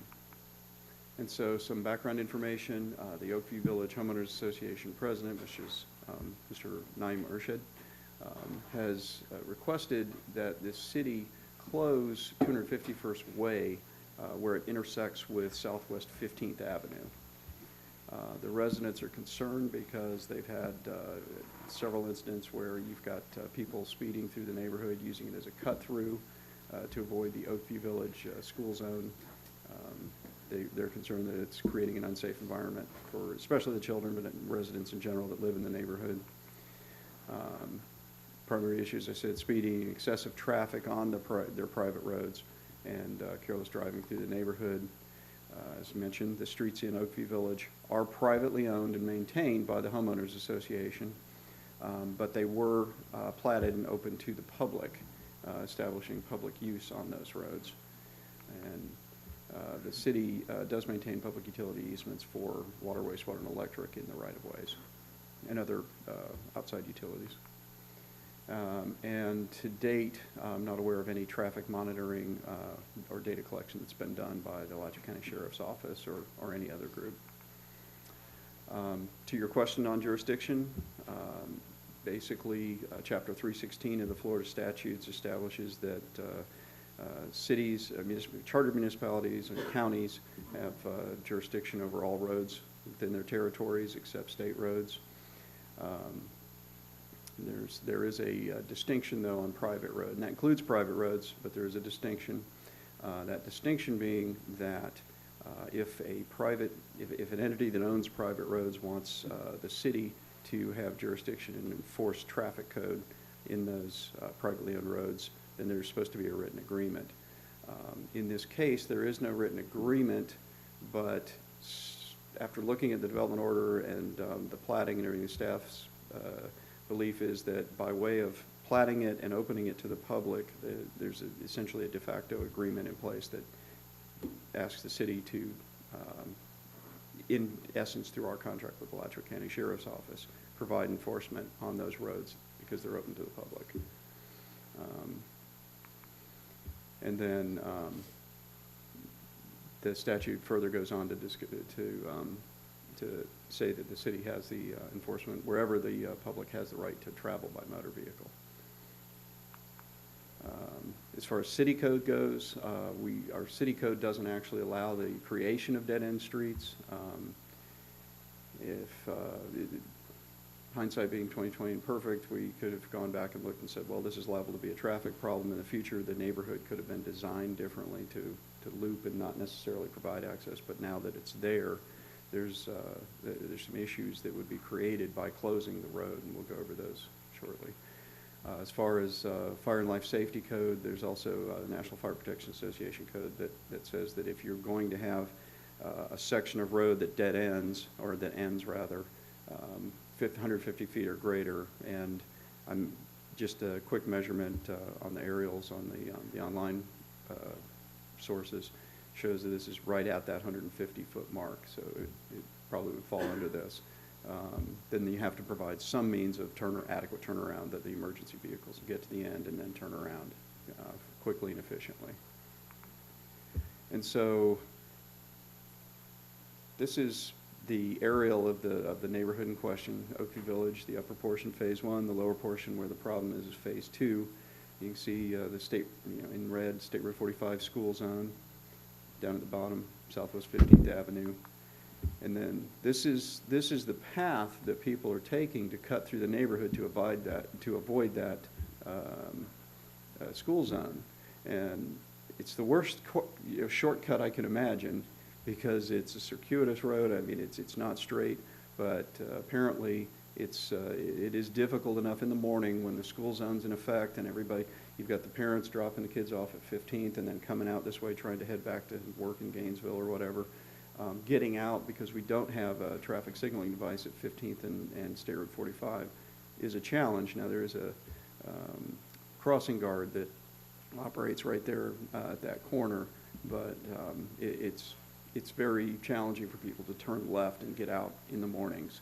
And that seems to be when the greatest problem occurs for people cutting through the neighborhood and speeding through the neighborhood. Can I stop you right there for a second, Brian? Because it seemed like on the previous slide or 2 slides ago, you said we have not done any speed studies, any. Yes, sir. We don't. So I guess I'm a little bit confused, because usually by the time something like this gets to the commission, we have some evidence that a problem is actually a problem. And right now we do not have any evidence that this is. I mean, I've seen the Facebook chatter as well, yeah. but we don't have any. And I would caution the commission, because the last time we got involved in a neighborhood that had 1 or 2 residents that were claiming there was a problem, the further we got into the problem, the less it became an actual problem. And and the proposed solution was not proposed by many people in the neighborhood. So I'll be interested to watch the rest of the presentation, but that's my whole thought process is, I'm not sure why we're here without some of those studies, so that we can say, hey, this is a problem, and we're coming to you to try to solve something that we've already established needs to be solved. That's right. And so one of the questions that we are working with legal to answer is that issue of public versus private roads in this particular instance. I know I've searched through the legal precedents in the state of Florida and the Attorney General opinions, as well as our legal staff has. And what you find is things that are somewhat similar, but not specifically to this case. And so there's not a lot of guidance out there in that respect. And so to give you a little bit bigger close-up, what the association is actually asking for would be to basically place a barricade at the end of the street right there. And the reason it would be in that location is because the actual property line for the development is right about there. It's very tight up to the houses. And so all the rest of the area south of that yellow line, dotted line, is actually public right-of-way. And so... Brian, if they have an association, why can't they just put a gated opening at that spot? Again, that is part of the question that we're working with legal to answer that. But my belief, staff's belief, is that because once the streets are open to the public for public use, then it needs to go through a public process before it's closed. Okay. And the state statutes kind of outline that, how that process works. And so potential options, look at additional traffic control signage. I drove through today just to confirm there are no speed limit signs posted anywhere. In the development order for the planned development, it stated 20 mile an hour. It established a 20 mile an hour speed limit throughout the neighborhood. The HOA could hire a traffic engineer to do a study and make a recommendation to close or not, other recommendation, possible solutions. Could convert the southern end of that road to a one-way exit only, which would eliminate the need for a turnaround for emergency vehicles. Wouldn't completely necessarily prevent people from speeding through the neighborhood south to north in the mornings, but to do so they would then be violating the one-way street. And there's some ways that you can narrow the traffic pattern so that it would be hard for them to do that. And then as a last resort, maybe consider closing Southwest 251st Way.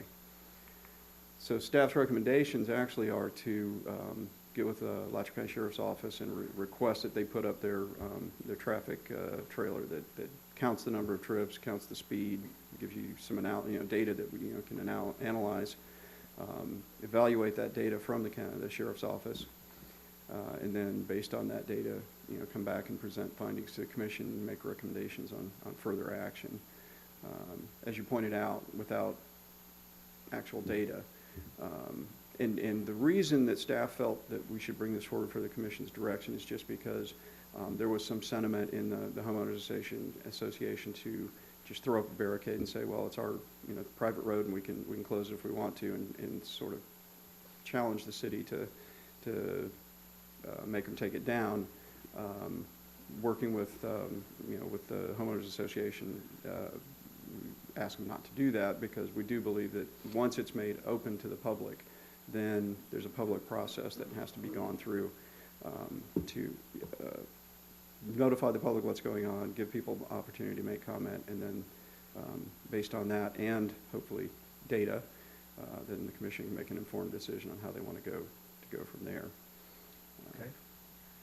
All right, Mr. Attorney, will you read the resolution into the record for us? Are you done? Actually, Mr. Mayor, at this point, I know it said resolution, and if the Commission does decide that they want to go forward, the process for going forward would be you would pass a resolution stating a time, certain date, and location for a hearing, public hearing, where then you would go through the full discussion of the merits of closing the road.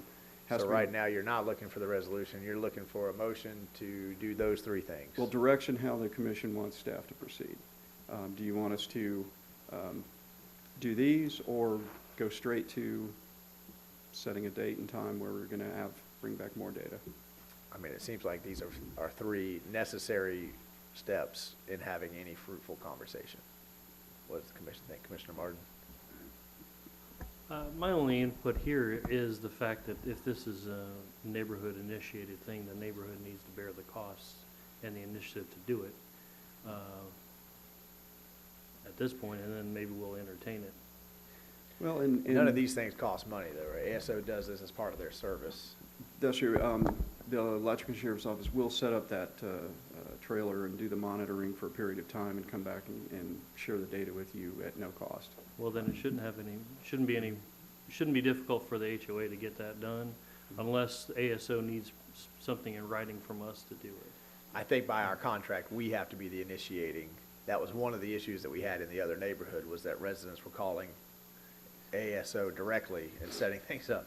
So ASO Well, works for us, so okay. we have to be the ones to ask for that. Well, then, pun intended, I have zero appetite. This is kind of a dead end for me, so I don't really see any reason to move forward from my perspective. Commissioner Coleman? If it does make it all that, will they use the city right away to make a roundabout there? And Mr. Mayor, spend money on that? that's part of the challenges with this particular situation is there isn't actually enough right-of-way there to do a roundabout that would meet the requirements for the National Fire Prevention Association guidelines. It would entail, now there might be enough to do a 60-foot long T at the end, but again, any of that action would entail the city basically deeding over right-of-way to the homeowners association, because if we don't, then we own it, or we would basically have to own it if it's on city property. I'm not done. Yeah, Commissioner Coleman. The whole problem is right there at 15th. It should have had a light. All that they did there on 15th, they redid the school zone lights, but we never got a light there. And it does need one, bad. But with the homeowners association there and all the residents, I see it all the time. So they're not they're just cutting through there and they're flying through there. Especially in the afternoons too. A lot of times in the afternoon I see them. It's terrible, me being out working this area, so that's a tough call, but I totally understand how they're feeling right now. Well, I would remind the commission, I don't know where we are in that project, I'd ask the manager to weigh in, but we have plans for turn lanes coming out of 15th, which will help mitigate. It's not the light, but again, FDOT preempts us, the state preempts us on being able to put up light. Even if we're willing to bear the whole cost of it, it's still their decision. So I've heard one that I'm not quite sure where you came down on. Did you want to move forward with those three? I mean, to me, they don't cost us any money. We would do it for any neighborhood that asked. You got a head nod from me. Okay. Any other commission want to weigh in on asking ASO to do a speed study so we can get some data and find out? I know we have lots of anecdotal evidence of an issue, but I don't want to make it or ask you guys to make a decision without actual evidence. Commissioner Farnsworth? Yeah, I would like to get more data. And I was also wondering, how come they want the blockade at the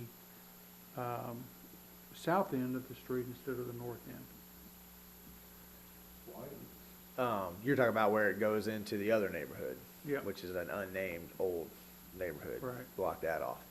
I mean, I think you'd have the same issues in terms of, and that's been a more lengthily established open public road.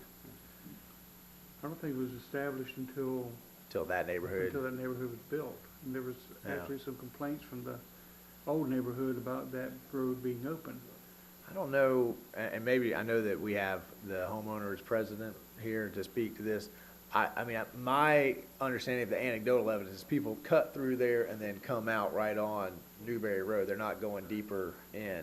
So that may be an effective, it may not be. I'd have to wait and hear. But I guess that would be part of what we would ask for the sheriff's office to look at, is maybe find out, we know that they're going in at that entrance. Where are they actually coming out at?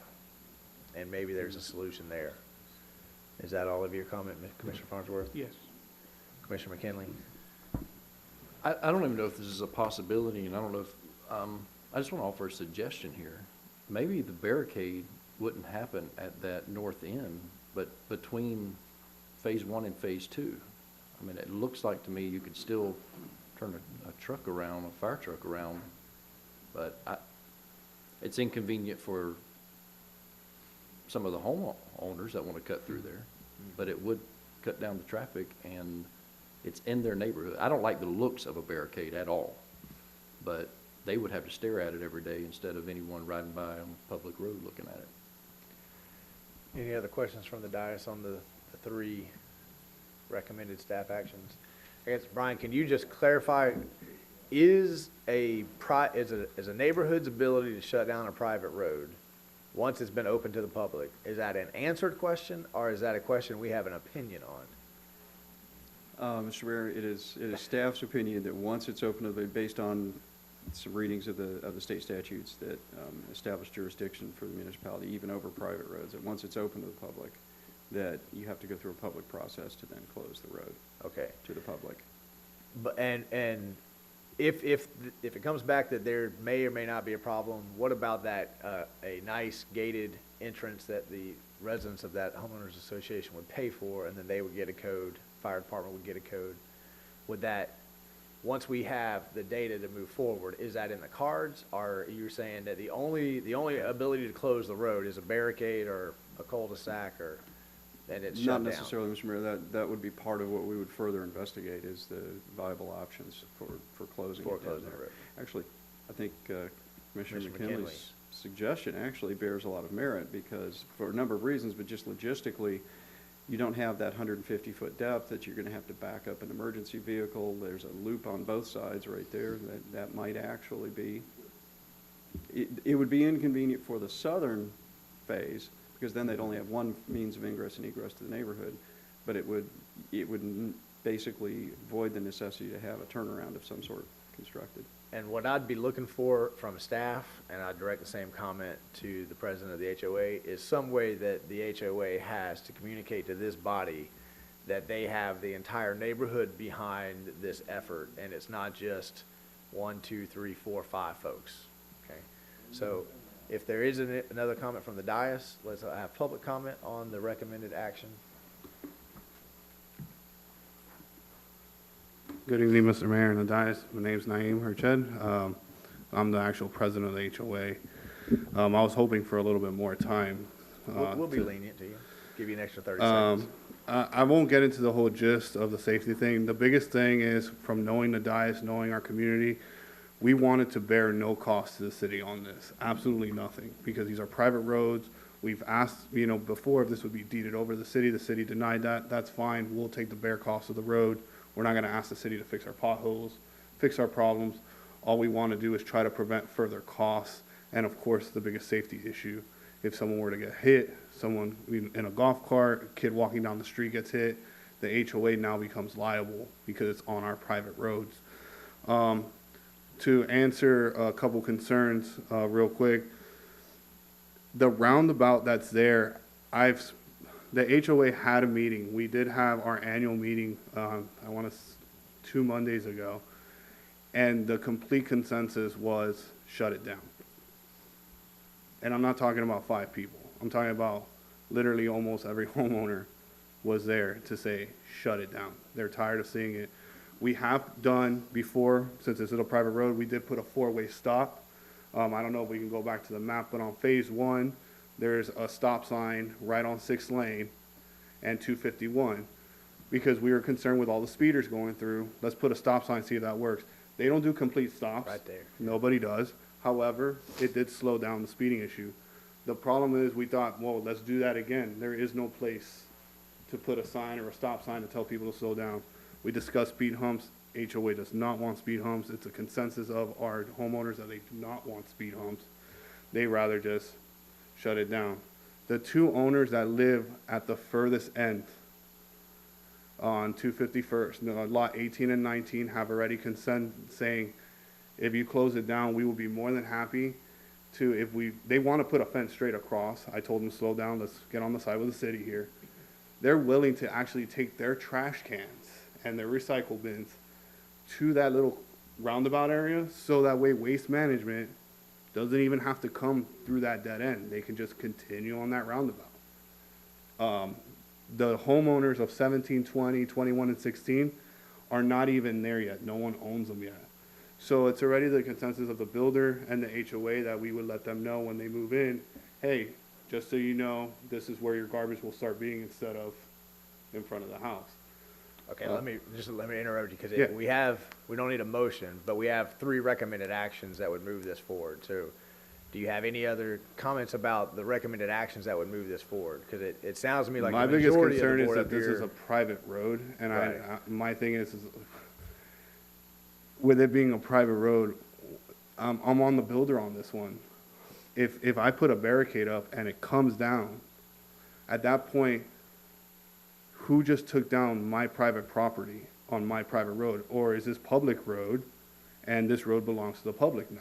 Because that's where the builder and I are trying to see eye to eye, and I'm telling him to slow down, is he believes if we put something Who up. is the builder that you're talking about? Sapphire Builder Builders. Of a barricade? They're the ones, They're building the houses? right, And have approached the HOA about building a barricade? correct. Okay. And the But you're HOA willing to, for what's on the table in front of you right now, the recommended action moving forward, because we can address that issue later. The recommended action moving forward is start to collect some data that would support what you and your neighbors are feeling. We just don't want it to cost the city anymore, as well as the fact that the reason there hasn't been any other studies is the HOA doesn't have any kind of income to just start throwing money at Right. engineers. But we can do that. We can do the sheriff studies for the HOA. So it speeds data and all those kind of things. Okay. So do you have any, yes, ma'am, thanks. So my thing is on that those there's- those three issues right there, Right. Do you have My thing anything is else that that you're you'd like to asking see for us- a study on a private road.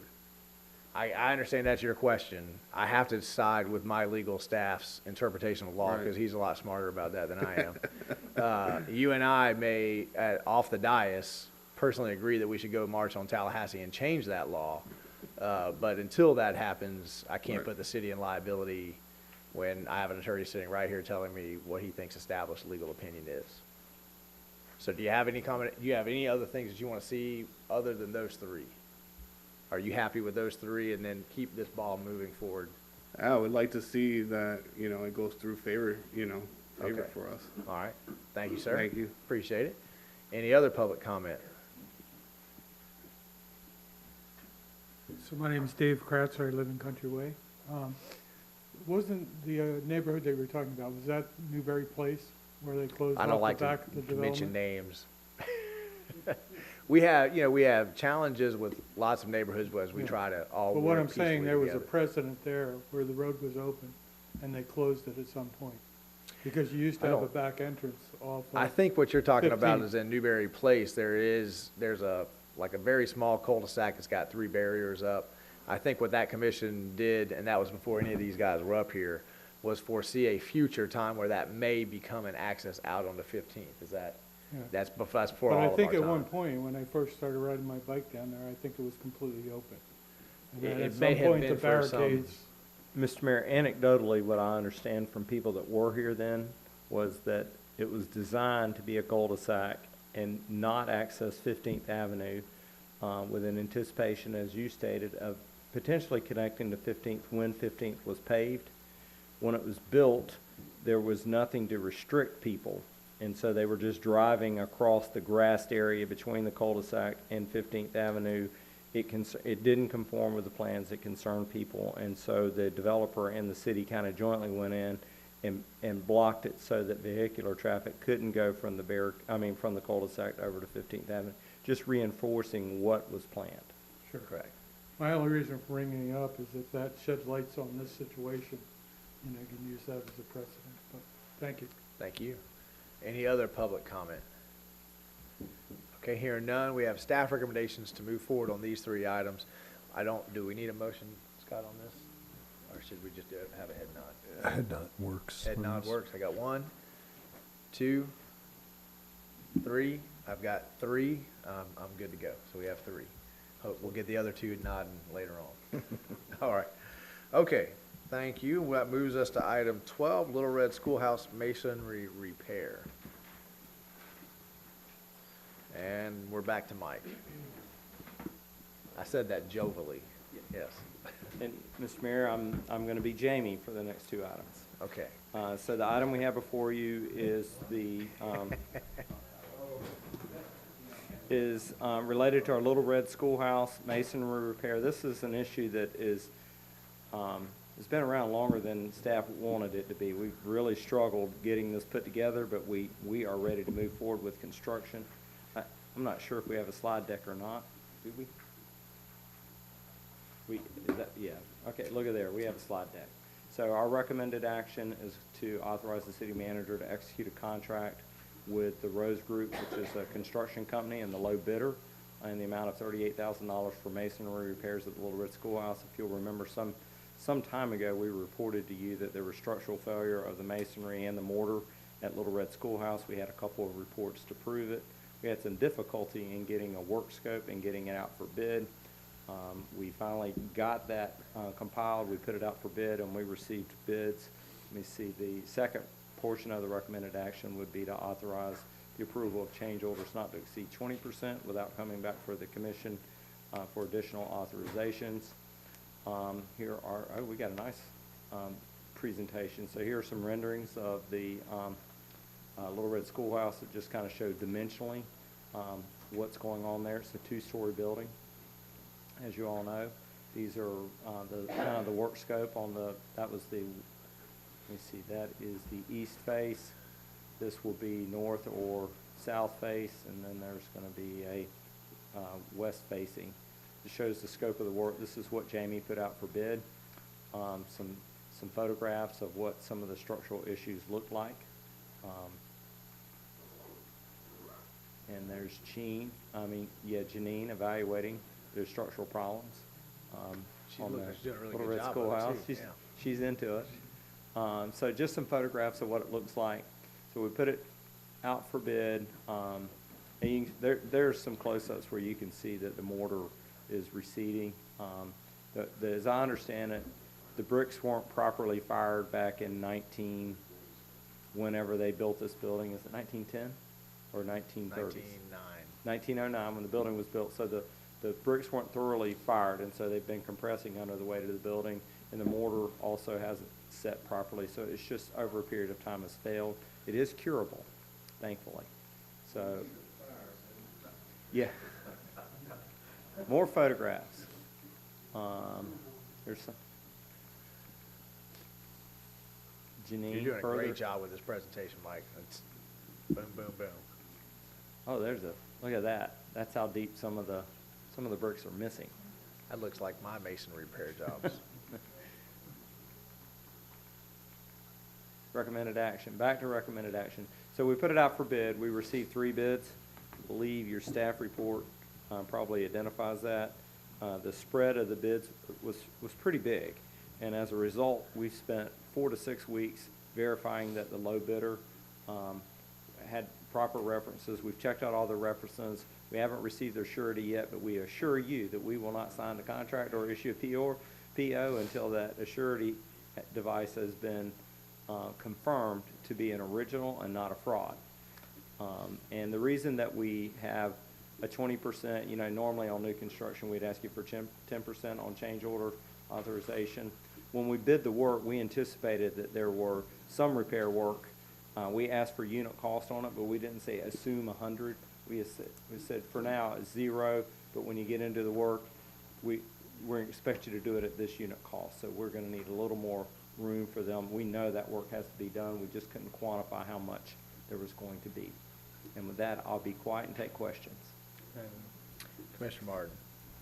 Mike, it looks like in the bid that Rose Group is subbing everything out to All Pro Masonry. Is that accurate?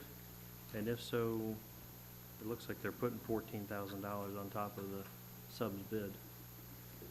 Did you check out the sub also? We did. Our construction, our facilities group, Jamie and Casey and Jed, met with both the general contractor and the sub and affirmed that they were capable of doing the work and that both understood the work scope. As I understand, spoke to Jamie this afternoon, very thorough meeting, and all walked away with complete confidence that the sub knew how to do the repair work, was properly qualified to perform the work.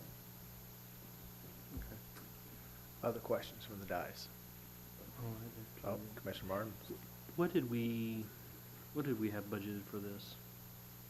Do you recall? Do you Mr. recall, Mayor, Dallas? that we had budgeted in excess of $100,000 for the whole project, which includes some of the roof stuff, but we expected the masonry portion to be into the 70s, is best my recollection. That's So about we- my recollection as well. We felt, initially, we were a little concerned about the bid being where it was. This firm has done a lot of public work. They've done a lot of work for Duval County School System, and every one of their references came back top-notch.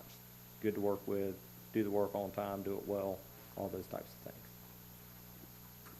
Commissioner Norfleet? How many layers of brick is that building?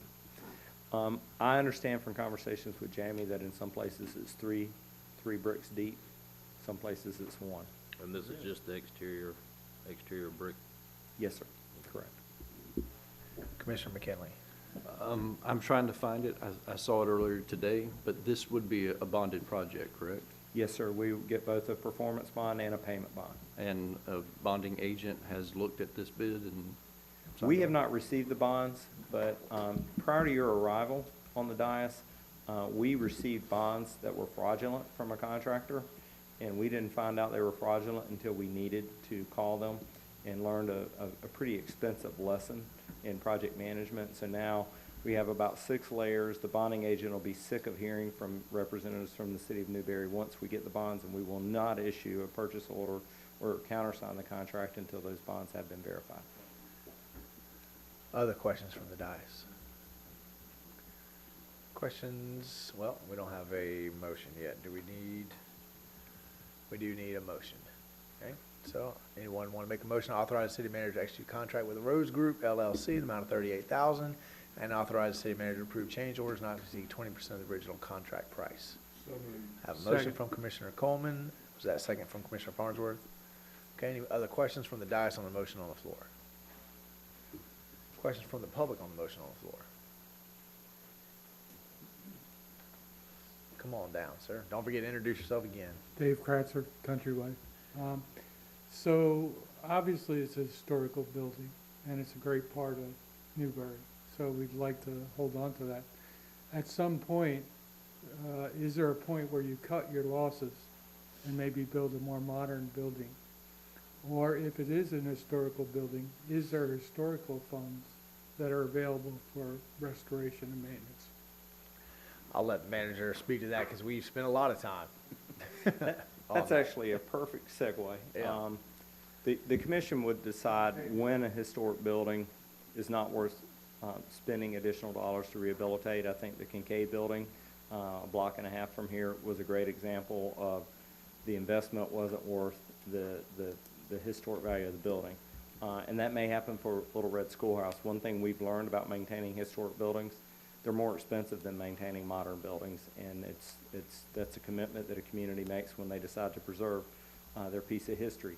As to are there grants available, there are grants available, and we applied for 3 consecutive cycles with the state of Florida to get grants. We were ranked every year, and if you'll recall last year, we were ranked 32nd, and if the state allocated $10 million to historic preservation, we were in the money. And the state authorized $10 million, and we did high fives and we danced. And then reading the fine print, in that $10 million, half of it had to go to the Panhandle to help with preservation that was due from the hurricane that hit the Panhandle and devastated it, and we missed again. And so when we were doing the budget this year, the commission, if you'll recall, said, Mike, just move ahead. We need to repair the building. We've exhausted the grants request, and we need to get moving on the building, and so that's why we've moved forward this year. Okay. Any other public comment? Sorry, you've got a minute and 30 left on that. All right. Time. So the question being, is there a mechanism to retroactively go back to an historical grant? No. I'll just preempt to the manager and tell you, once you spend the money, you can't go back and ask for it later. Commissioner Martin? Hey, Mike, FYI, if I forget to email you, All Pro Masonry has an inactive status on SunBiz right now. Currently? Okay. Well, thank you. Rose does have an active one, but the exact address and everything match, and it's showing inactive, so. We'll run that right down. Okay. Okay. Other questions or comments? Okay. Hearing none. All those in favor signify by saying aye. Aye. Motion passes unanimously. That takes us to item 13, water tank maintenance contracts termination notice. Thank you, Mr. Mayor. Recommended action for this item. Let me see if we have we do not. Okay. So, again, this was Jamie's item, but in your staff report, you'll see that we have two recommended actions. The first is to authorize the manager to provide written notice of termination for each of 3 water tank maintenance agreements, contracts. And these contracts have unique requirements that in order to terminate, we have to also include the signatures of 3 of our elected officials. Doesn't matter which 3, voting members, so the mayor is excluded. But in order to dot all the i's and cross all the t's, if the commission elects to move forward with termination notice, within the next couple days, we'll round up signatures from 3 of you guys to make it official. So to give you the background, the city owns and operates 8 water storage tanks that we use as part of our water treatment system. 2 of them are elevated, the other 6 are ground mounted. And those tanks have some pretty stringent maintenance responsibilities or requirements from the state of Florida in terms of inspection, maintenance, wash downs, things of that nature. If you can think back to the 60s, 70s, and 80s, you may roll through town and see a water tank that gave you no sense of confidence that when you drank water from the local restaurant that you weren't going to have some sort of internal disease. So the state legislature included in statutes certain maintenance requirements of all water purveyors in the state of Florida, and many utilities like the city of Newberry privatize or contract those services out. They're pretty specialized, especially things associated with our elevated storage tanks where you need people that are properly certified and trained to do the inspections, to perform the wash downs, and to periodically paint the tanks. So the city has 3 contracts for its 8 tanks. The original one dates back to 1990, I believe, and July 23rd. So that's a 29-year-old agreement that has never been competitively sourced. To our knowledge and understanding, it wasn't competitively sourced in 1990, although at the time it may have been properly sole sourced. Currently, there are multiple vendors that perform this type of work, and staff is under the impression that at some point you have to go through competitive procurement processes, and we think this is the appropriate time to do that. So each of the 3 contracts has a little bit different termination date, and we would comply with those termination dates so it wouldn't all phase out. But when we bid this out, we would make arrangements so that the next contract would roll all 8 tanks up into one agreement with similar requirement dates, a little easier to keep track of. So that's the ask. We are satisfied with this vendor. So kind of like if you'll remember a year or so ago, we did something similar with our solid waste contract. We weren't dissatisfied with Waste Pro, but at the time that was like an 11-year term. In this instance, we're not necessarily dissatisfied with Suez, but it's been 29 years, and this is the appropriate time for us to pursue termination. And the work on these things goes from year to year. So the termination on this contract, it would probably take nearly 12 months to wind down all of the contract, and the services that need to be performed will be performed. We'll get bidding documents together in the next few months and get it out to bid, and we'll transition into a new maintenance contractor if the commission agrees with our request. Commissioner Martin. Mike, my only concern, is there any way to find out whether these are even competitive right now? God forbid we open these up and we're end up paying 4 times as much. That's always a risk, and we have done an analysis of another community that recently did the work and found that we're in the ballpark. It's not an apples and apples comparison. Their tank sizes aren't exactly ours, and we don't know the existing condition. Usually what drives the cost is the initial condition. If your tanks are in deplorable condition and they have to come in and immediately do interior and exterior recoats on every tank, you'll probably see a higher upfront cost. In the case of our tanks, they've been under maintenance agreements for the last 29 years. So we'll think you'll kind of step in we'll in the bid documents, we'll identify when things need to happen. On average, an exterior tank painting is every 10 years. The Easton tank was painted a year ago, so we anticipate that we would ask that one to be recoated in the 9-year time frame. The one here in the downtown district was repainted 5 years ago, so we're looking at something a little closer on that. So we don't have any indications. We can't crystal ball it.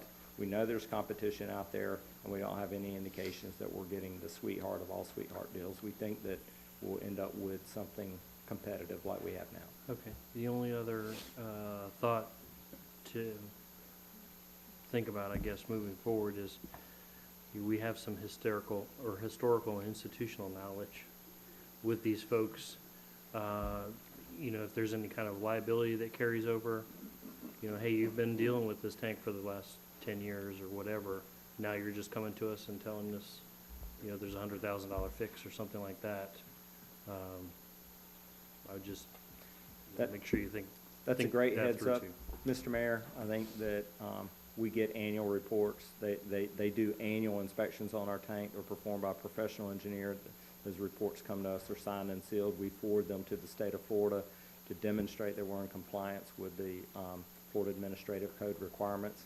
But we will, during this wind down period, that'll be one of the things we're looking at. Part of the wind down period is we still pay them on a quarterly basis. If there were to make a corporate decision to cease performing their required duties, then we would not pay them for work that's not performed. It would also probably disqualify them as a candidate for the next round of contracts. Any other questions from the dais? Mike, is it possible to put in a contract that water tower at Easton, make it one great big baseball? Now's the time. Just a thought. Absolutely. Just a thought. Okay, what are you looking for here tonight on this, Mike?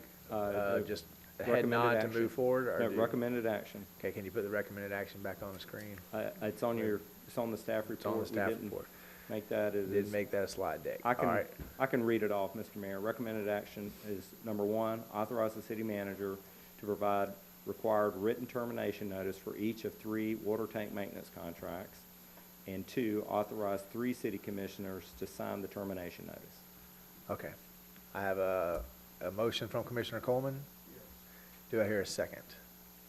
I have a second from Commissioner Norfleet. Any questions, further questions on the motion on the floor? Commissioner Coleman. Do as good as you did Yeah, with waste pro. the bar is high. Look at me, Mike. That's one of the risks of even bringing Yeah. this item in. All right. 20% reduction, right? That's what we're looking. Okay, any other questions or comments from the dais? Any questions or comments from the public? Hearing none, all those in favor signify by saying aye. Aye. Motion passes unanimously, and we are on to comments. Mike, you get to be yourself again. City manager. Thank you, Mr. Mayor, and I typed up my comments, and they're still sitting on my word processor, so I'm going from memory. We had a really nice MLK event for Martin Luther King at the center. Good turnout, so really appreciate staff. Hit a home run with the planning of the event. Our speakers were awesome. Very nice event. Want to appreciate everyone that was involved in that.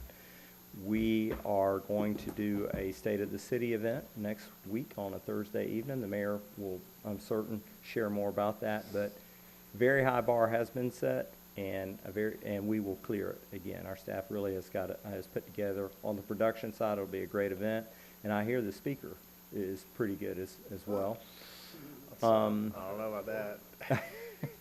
And on February the 10th, the Florida Legislative Days are occurring, and we have two groups that we work closely with, the League of Cities and Florida Municipal Electric Association, and their events align.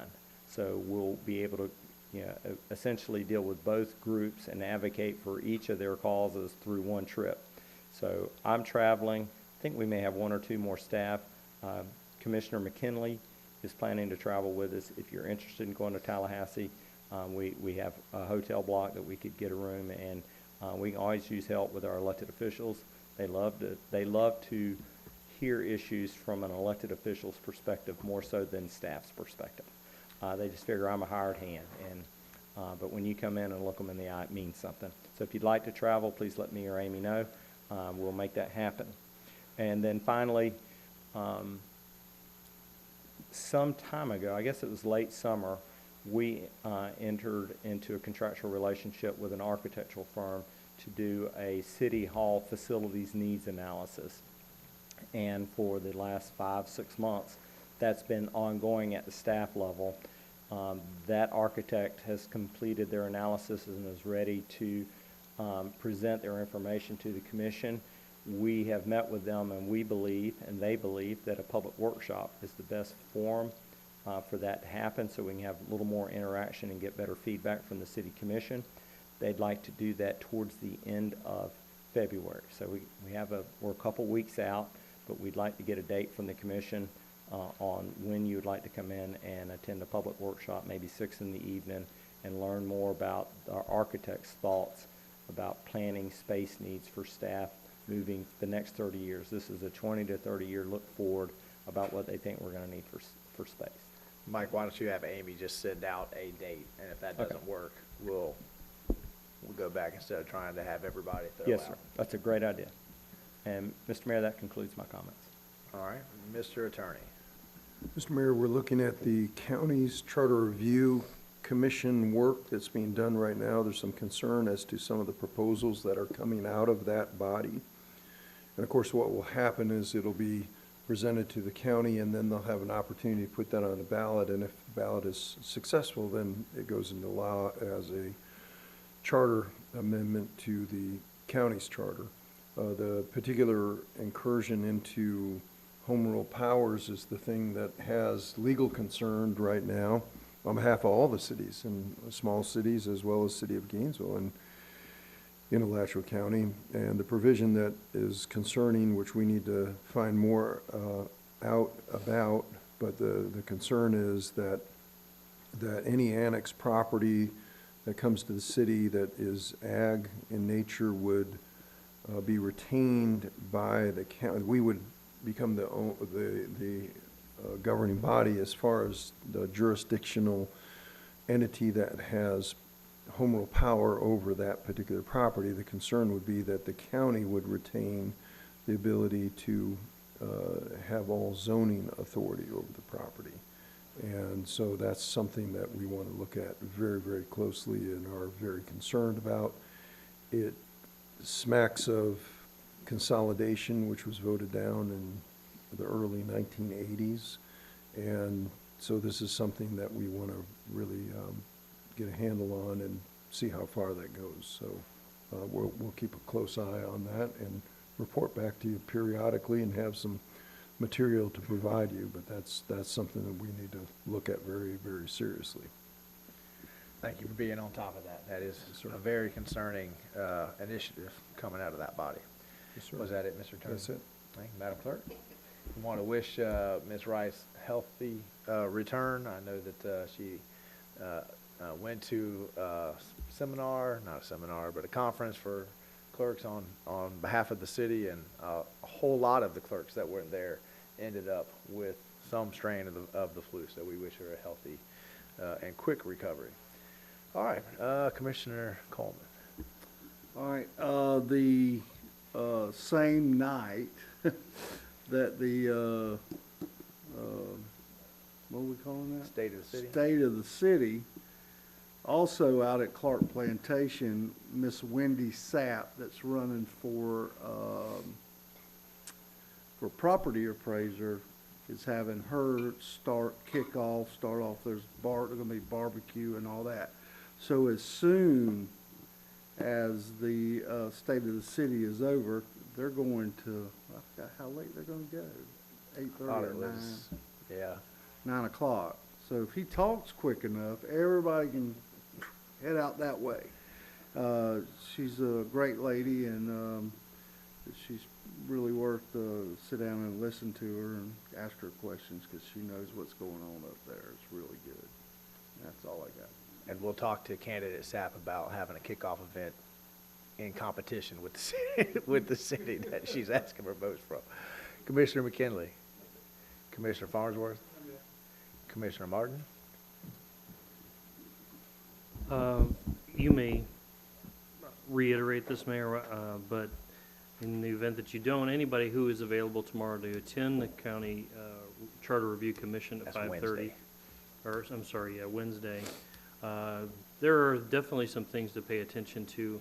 There's opportunities to submit proposals on the county's website, but in particular, the single-member district, this has come out for us on multiple occasions in multiple different ways, is supposedly going to be entertained. It'll probably be the last item, and the meeting will probably be 10:30 at night. But if you have any interest in doing that, please make an effort to come out and show up and actually do something about it instead of just talking about it. It's very important that we have a good presence there on Wednesday night. Thank you, Commissioner Martin. Commissioner Norfleet? Well, I do want to reiterate both what the attorney said and what Commissioner Martin said. Wednesday, 5:30 at the Jack Durrance Building downtown. I've attended all of the meetings for the Charter Review Commission where they've begun talking about the actual motions. I had disagree with every single thing that they are moving forward.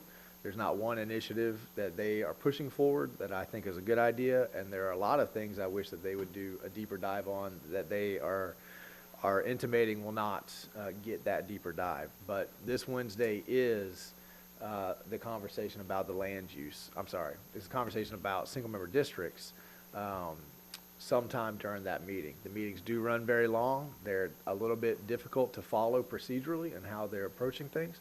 But if you can be there and speak, we certainly would appreciate it. Now is as good a time as ever to make that voice known.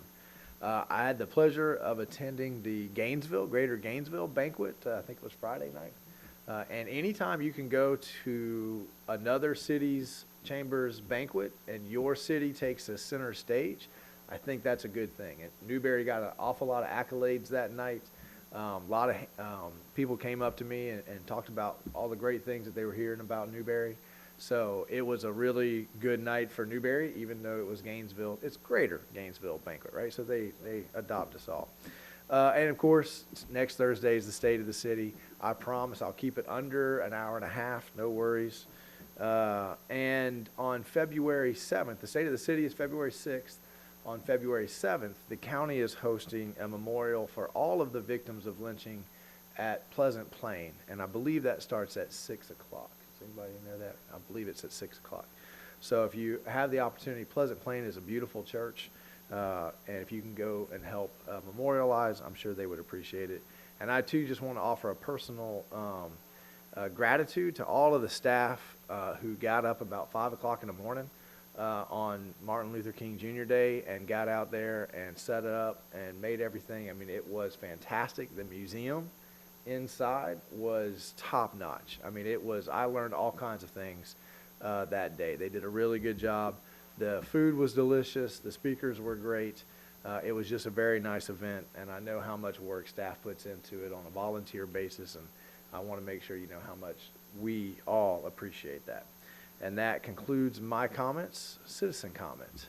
Come on back up. You get a whole new 5 minutes. Wow, 2 of it. Yeah, Dave Crafter, Country Way. Thanks for there you go. You see a little green light? You have such a deep voice. It sounds like you're on. Yep. There we go.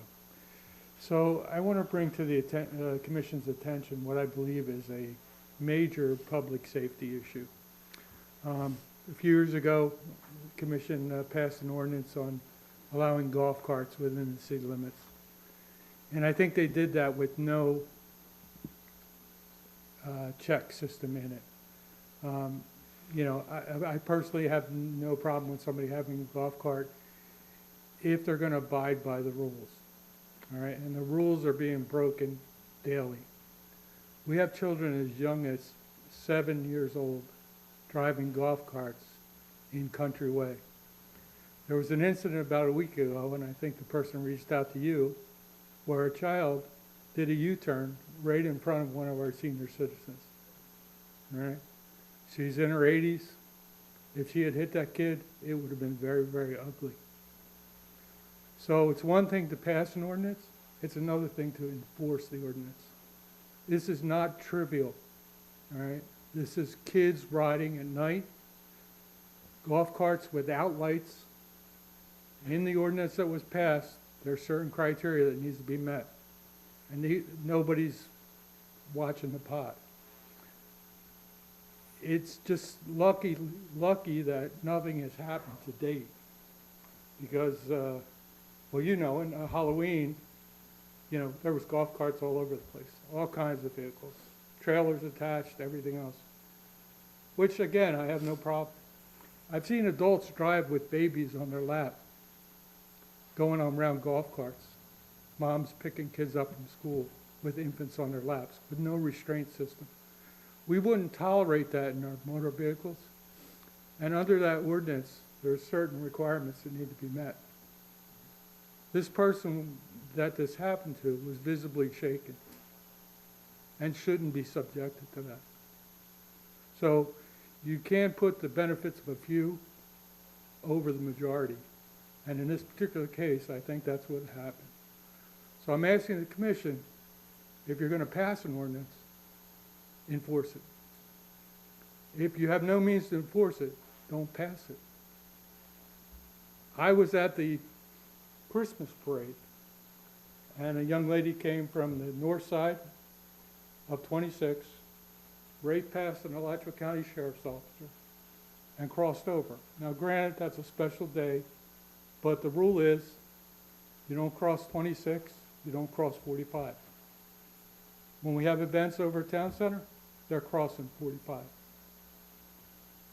So please, for public safety concerns, please address the situation. It is not trivial. I made a comment one time, and I was told, well, that's Newberry. But I don't think that has to be Newberry. You know, I don't think that's what we want to aspire to. That's Newberry. If you really don't like it, why'd you move to Newberry? That's a pretty, in my mind, a pretty inappropriate response to a situation that could be potentially fatal. Potentially fatal. Because if she could not have stopped, the child had no concept of motor vehicle laws, yet they're operating on public streets. This is serious. Please don't wait until something happens, because now you're aware of it. And that's my reason for coming, because I want it on the public record. Not that I don't have anything against people driving golf carts. I have nothing against that. Just play by the rules. Thank you. Thank you, sir. I know that Becky's sitting in the back taking notes. Maybe we can get some increased coverage over there. I just remind folks that before we passed the golf cart ordinance, we still had people driving golf carts, and then the whole thing was illegal. So, you know, we try to work with what our residents want, and we ask them to work within the confines of the law. Go on up, ma'am. Gail King. I don't know if I have a comment, but I do have a request. And the request is for all the commissioners, mayors, the attorney, and the city manager. I live on Northwest 7th Avenue. And they did some construction on State Road 45. well, since they did that construction, I'm still trying to figure out the best route to my home.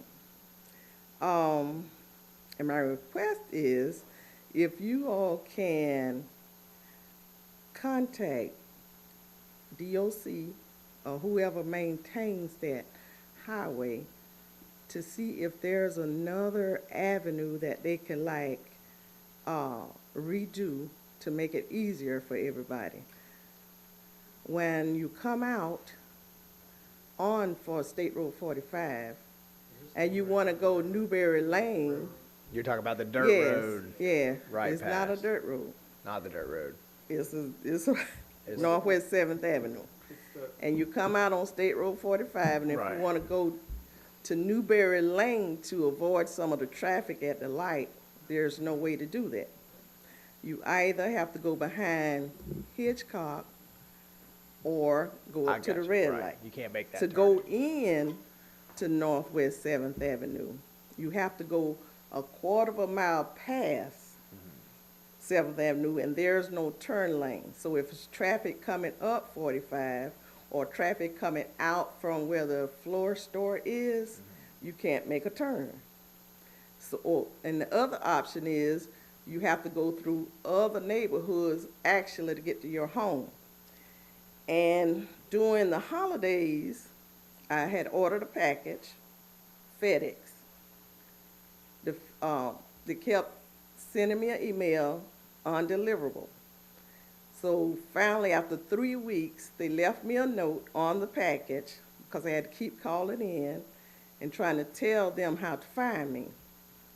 They left a note on the package saying that the address I gave them was not a valid address. So by them doing that construction on 45, it messed up the physical address. So my address is not address anymore. So I don't know how that happened. And they tried to do GPS, they could not find it. So Mr. it Manager, threw all that off. Mr. Mayor, I'll speak to a couple of issues. One, DOT approached us, there were some public hearings, and they spoke before the commission. I actually did a follow-up presentation about the work that was going on there. And it was that FDOT's safety group got funding, and they were mandated to go address safety concerns associated with railroad crossings. And so what they wanted to do, that they had a problem with people staging to make left-hand turns on each way on State Road 45, staging across the railroad tracks. And so the work they did was intended to stop that. So if you are southbound on State Road 45, you can't turn into Newberry Lane. If you want to get on the Newberry Lane, you have to go past it, go up another block or two, do a U-turn and come back. Or most people just Which go ahead is more and, dangerous to make that U-turn. well, and I understand exactly where you're coming from, but in my experience over the last 15 years of dealing with FDOT, they think that U-turns and getting back into traffic is preferable to having median cuts. It's a trend I've seen everywhere I've been. So I agree with you, and I'm happy to contact FDOT. When it was finished, they didn't get the signs up quick enough, and we had real chaos.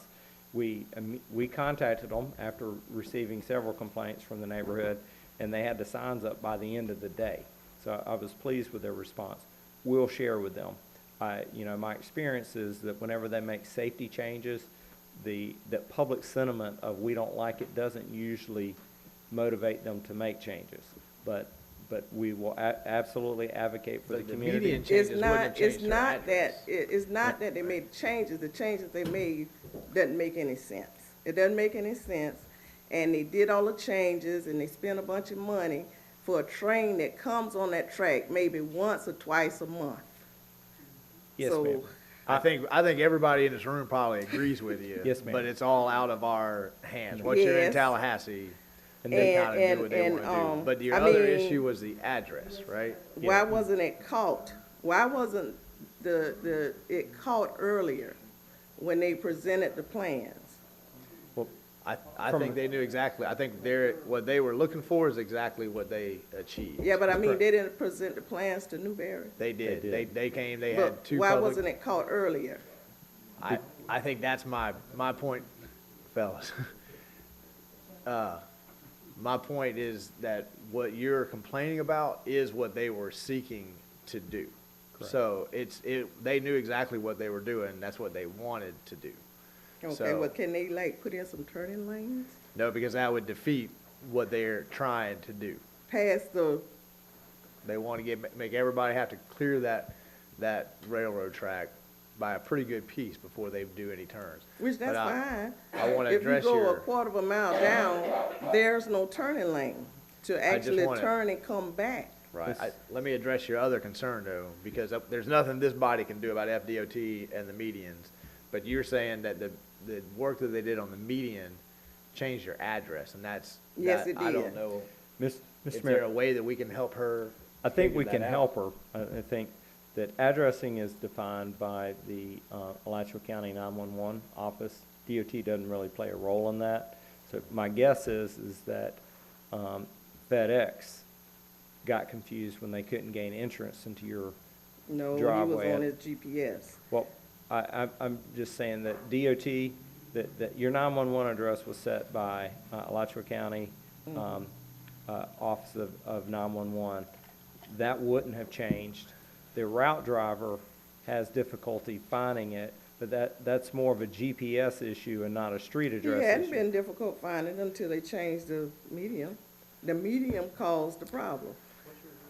That's, Northwest Seventh Avenue, I believe 224. I believe that that's a mapping, whichever mapping software he's used. And I'll give you an example. The city's parks, if you plugged in the street address on them, they wouldn't take you exactly to the park. Down on the bottom of Google Maps, there is a form that you can fill out, a link that you can fill out to correct some of these issues if you bring them to our attention. Amy did 5 or 6 of them for us when we were getting our parks put up on our website.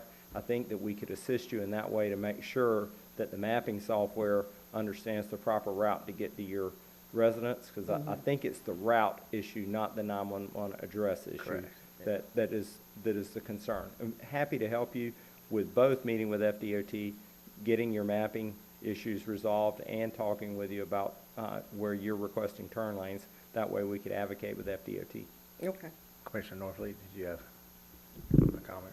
Yeah, one suggestion I would have for DOT in that situation, you're already having a 4-lane road coming to a 2-lane road, and what they did do there is a little messed up. But, I mean, on the DOT side, it would be pretty inexpensive for them to shorten that 4-lane road and make it start going to a two-lane road a little bit sooner, closer to the railroad track, and put a turning lane right there in front of Newberry Auto.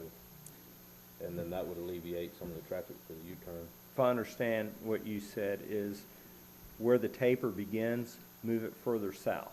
Right. Okay. I understand. We'll suggest that to FDOT, and we'll call you for backup if they're not getting it. All right, you can come and make a schedule a meeting with Ms. Amy in the back there, and she can help you figure out the GPS thing. My guess is it's probably a lazy driver who couldn't make the turn and then decided to blame the median. No, he tried for 3 weeks. Yeah, He tried to find me for 3 weeks. I've had plenty of them, Selby. And I'm pretty sure Yeah. it wasn't the same driver. Yeah, all right, thank you, ma'am.